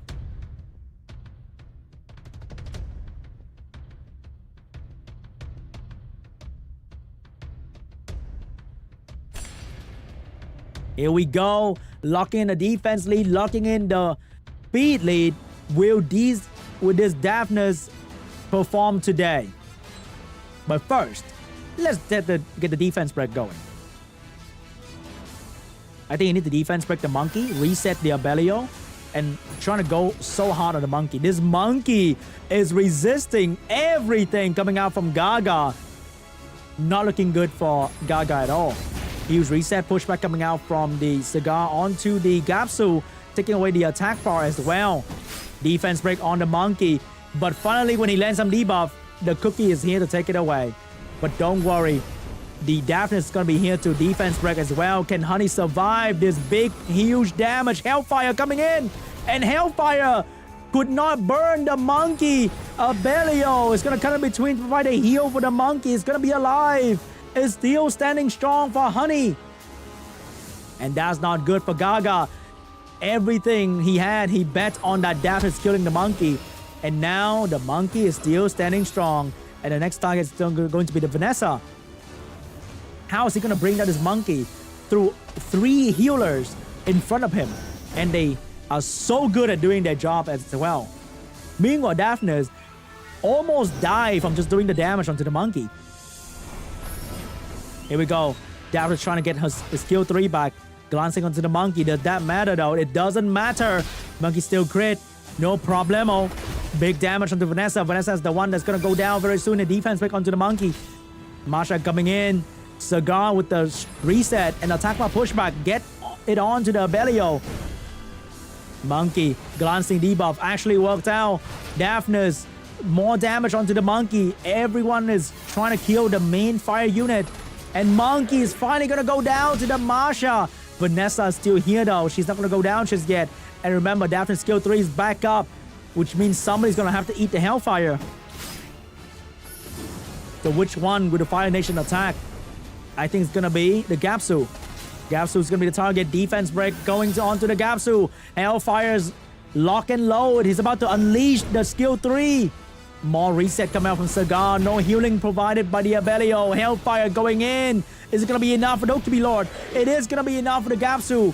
And now the next target is going to be the Wind Cookie. But I think this game is pretty much over, because the Cigar will not let this Abellio have any chance to heal at all anymore. But you never know. Abellio is one hell of a monster. But Daphne is crazy too. You cannot touch him because of the shield. Masha looking for another target here. And that's going to be Abellio. Abellio is going to be the one instead of the cookie. He wants that Abellio dead right now. Defense break on Abellio. Masha with skill 1 available. Is she going to crit? Beautiful crit. But not enough to kill the Abellio though. Abellio is going to finish off with Vanessa. Healing coming out from the cookie. but the Belial HP is too low. He get reset all the time, so there's no healing from skill 3. Defense break on the Belial. No defense break, but Belial's gonna go down. Hellfire dropping on the Belial. GG!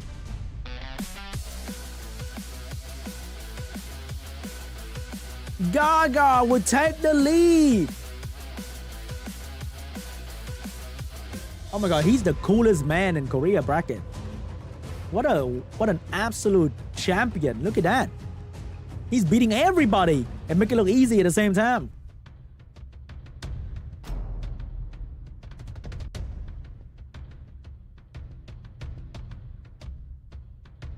Here we go. Round 2 between GARRGARR and HUNI. So HUNI's not going to abandon his turn 2 way. He's going to pre-ban the Doman because that's going to be one of the strongest units against a heavy healing team here. Is he going to first pick Juno though? What is HUNI going to do? He's thinking about taking Gapsu, maybe. Or taking Vanessa away from GARRGARR.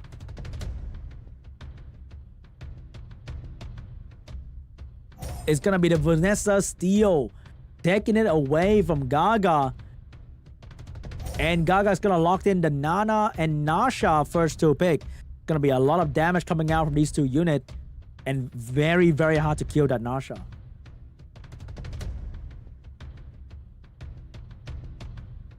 So, because HUNI is a turn 2 player, he's going to stay with Shizuka and Thessaria to counter the passive revive and the passive of Nasha herself. What's going to be the answer for this one though?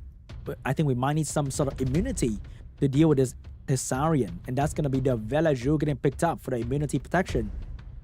And maybe it's going to be another damage dealer here. Is it going to be a Chow? It's going to be a Cigar getting picked up to deal with the Shizuka. A full reset is very strong against Shizuka. But Shizuka is also a great ban if HUNI doesn't pick any more immunity unit. And he's going to be forced to go turn 1 with a lot of vulnerability.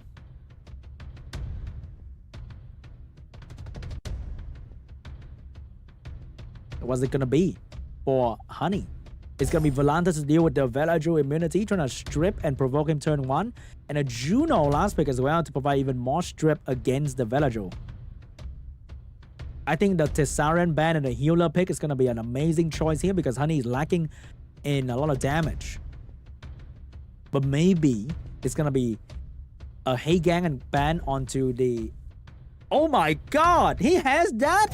He has that unit the entire time. And that's going to be Seimei getting picked up by GARRGAR.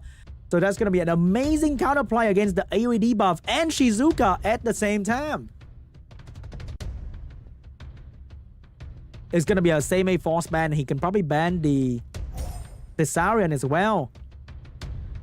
So right now, HUNI has a whole lot of debuff, but HUNI is lacking in real control. He doesn't have like a pushback or cooldown reset unit, which means Velaju can get a violent proc and everything that HUNI can do will be instantly over.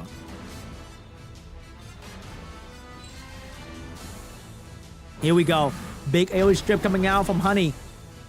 Get the provoke on the Velaju, beautifully done, but could not provoke the Cigar.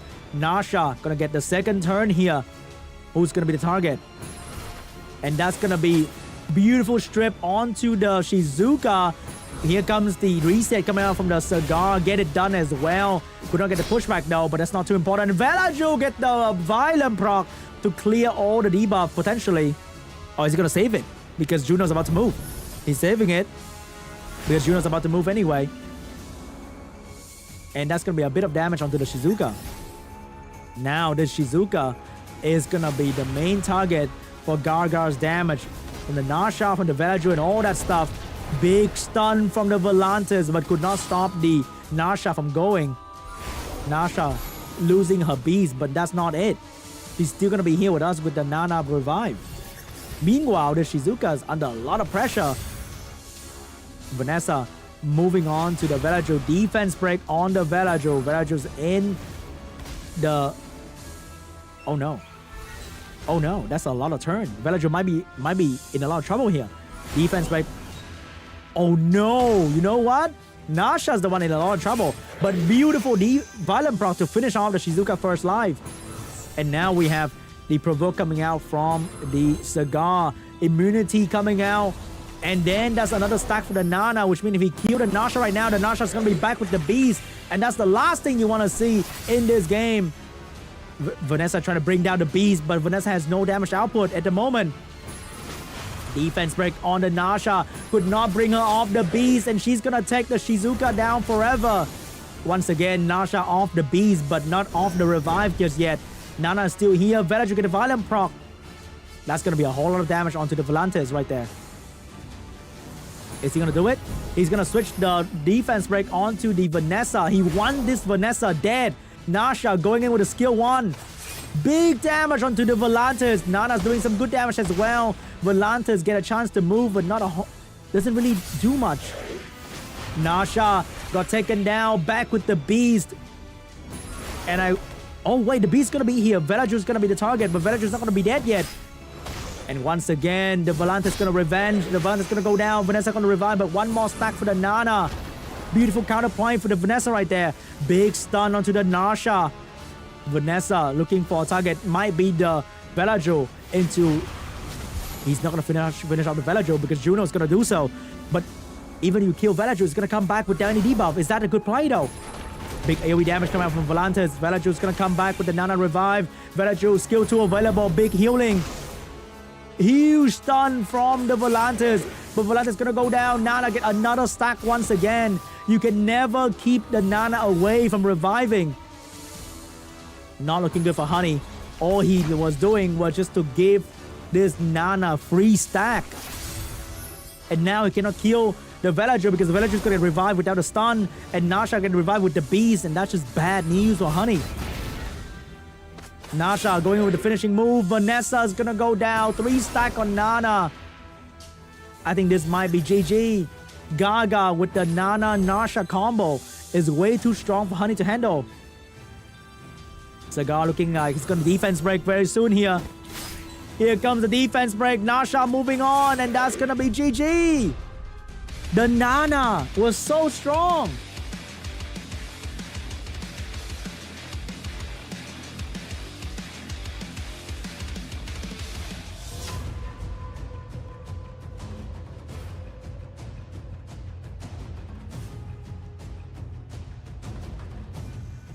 Are we seeing a Nasha pre-ban or a Nana pre-ban? Was Nasha the carry or Nana was the carry?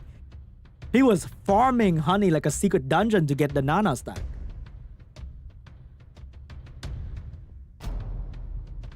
We got a Nasha pre-ban and a Gio pre-ban. First pick for Gaga. It is definitely going to be the Vanessa once again.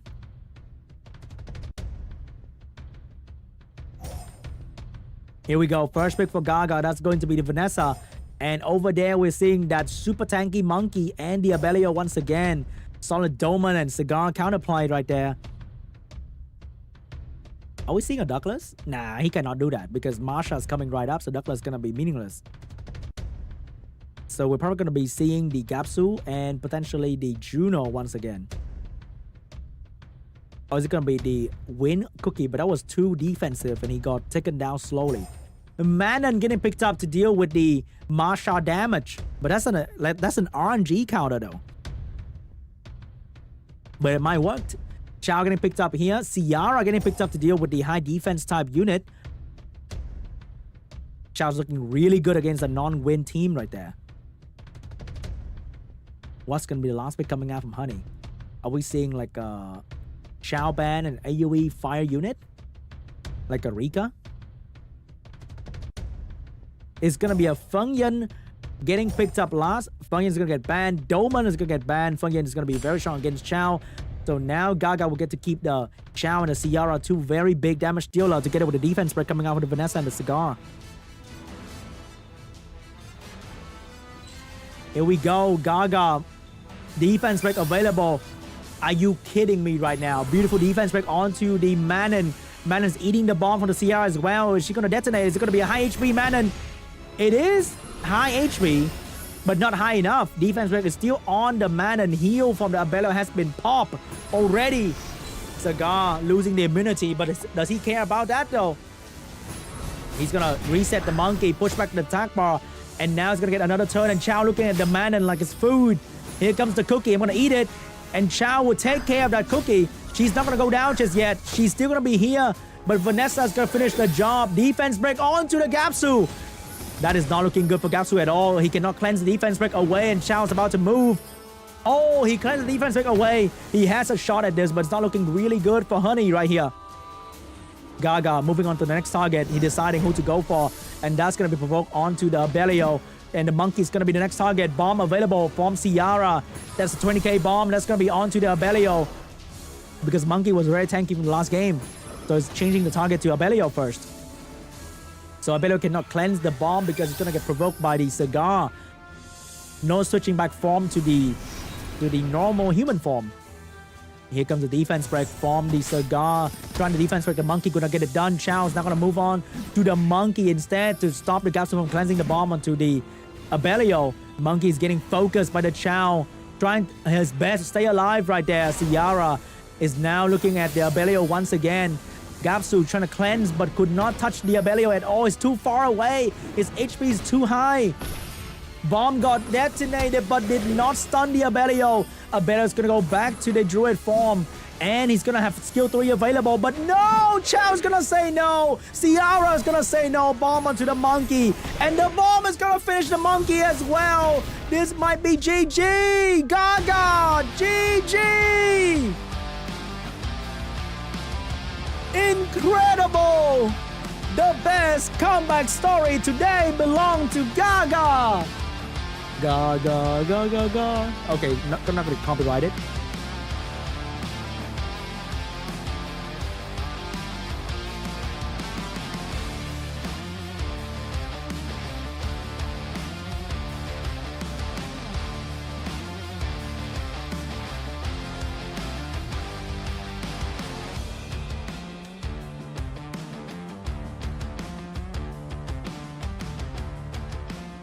And that is the conclusion for today. GARRGAR will be the one moving on to the Asia Pacific Cup with an incredible performance today, beating one player after another player, and it didn't even look like he struggled. So good. So good. Going all the way from the bottom, the bottom of the lower bracket, all the way, beating everybody. And his playstyle was different too. He was going with Beast Riders, and Beast Riders. He's just going in with Beast Riders, and he's riding everybody in this prelim. So good. And he just whip out. Conveniently, he has a Seimei at the very end. He didn't even use that the entire day. He's just like, oh, I had a Seimei. Like, oh, I forgot I had a Seimei. Drop it in and just win. Force ban on a Seimei. Incredible. Nobody could see that coming. So good. So, GARRGAR is going to be holding hand with Kuromi, representing Korea in the APAC Cup happening later in October, I think. Yeah, I think it's in October. The APAC Cup's in October. Just amazing. But you know what? You know what's better? Because right after this, it's going to be an amazing coupon code for you guys. It's going to happen. It's going to show up on the screen really, really soon. I really want to share with you guys, but it's not ready yet, okay? Let it cook. Let the coupon code cook a little bit. But before that, I need to show you guys the conclusion for today. It's going to come up really, really soon here. But huge congratulations to GARRGAR. So good. It's so hard, you know, like winning RTA is so hard, but he was winning like all the way. I think he lost one game today. Did he? He lost one game today. How crazy is that? That was an incredible win streak for GARRGAR.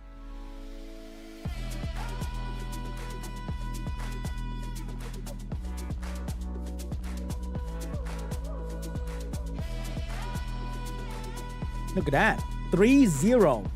His playstyle completely counter HUNI.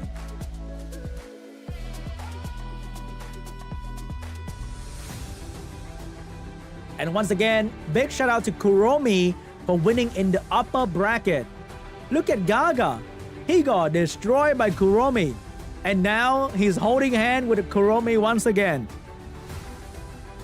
They were destined to be together from the very start to the very end of Korea bracket.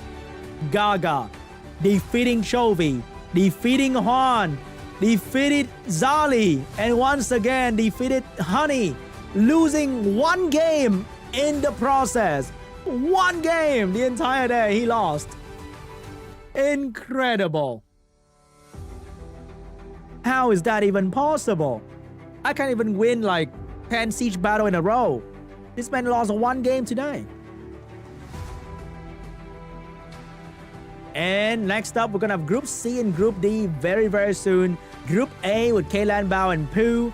Group B with Kuromi and Gaga.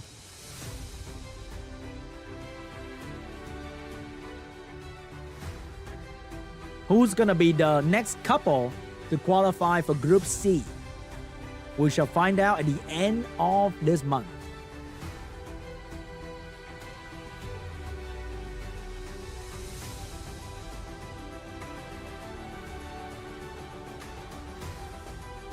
So proud of Gaga. So incredible.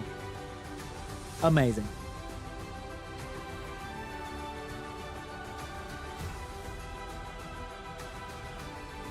And that was Group B for the APAC Prelim Day 2.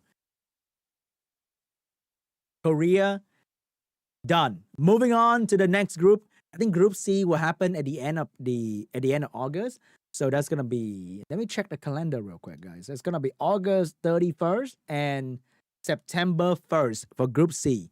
But before that, here is the last coupon code of the day. It's gonna be SWC S2 Lucky Vicky. Once again, the coupon code will be SWC S2 Lucky Vicky for 1 engraved scroll, 100 energy, and 1 SWC emblem. If you are on Android device or iOS device, you can use the link in the chat. The admin should have posted the link in the chat already for you guys to click on the link and grab yourself 1 engraved scroll, 100 energy, and 1 SWC emblem. All right, key in that code. I've been saving engraved scroll, guys, because they don't release anything that I want in the rotation. It's kind of annoying. Come to us. Can you release like something that I don't have in the engraved scroll, please? I need the newer monster to be released. Come to us. You're watching this. I need Dokkaebi Lord in the engraved scroll. Okay. Anyway, the next weekend we are going to get the China qualification match. Oh my God, this one's gonna be intense. Okay, 17 August. It's gonna be the China qualification match. It's gonna be very exciting. Some of the strongest player in the world is in the China server, and you know it's gonna be shining. So I'm looking forward to that, and I'll be with you guys as well next weekend for the China qualification match. All right, guys, that is going to be it for today. I'm looking forward to all the SWC that's going to happen very soon. I think America prelim is going to happen soon as well. But I forgot the date exactly. But America prelim is going to happen very soon. Let me check to see when is that going to happen. I'm not too sure, but America happen. It's going to happen very soon. So, looking forward to that. If you don't want to miss out on the China qualification match, you might want to subscribe to the channel. You might want to hit the bell icon so that when the live stream for China qualification match go live, you'll be able to see it very soon. And that is it for me today, guys. Thank you so much for hanging out with me today. It was, once again, very fun, very exciting. A lot of moments, and I got to see Nasha dominating the entire day. So that was personally a pretty good day for me. Not sure about you though, but I'm sure you did enjoy SWC, right?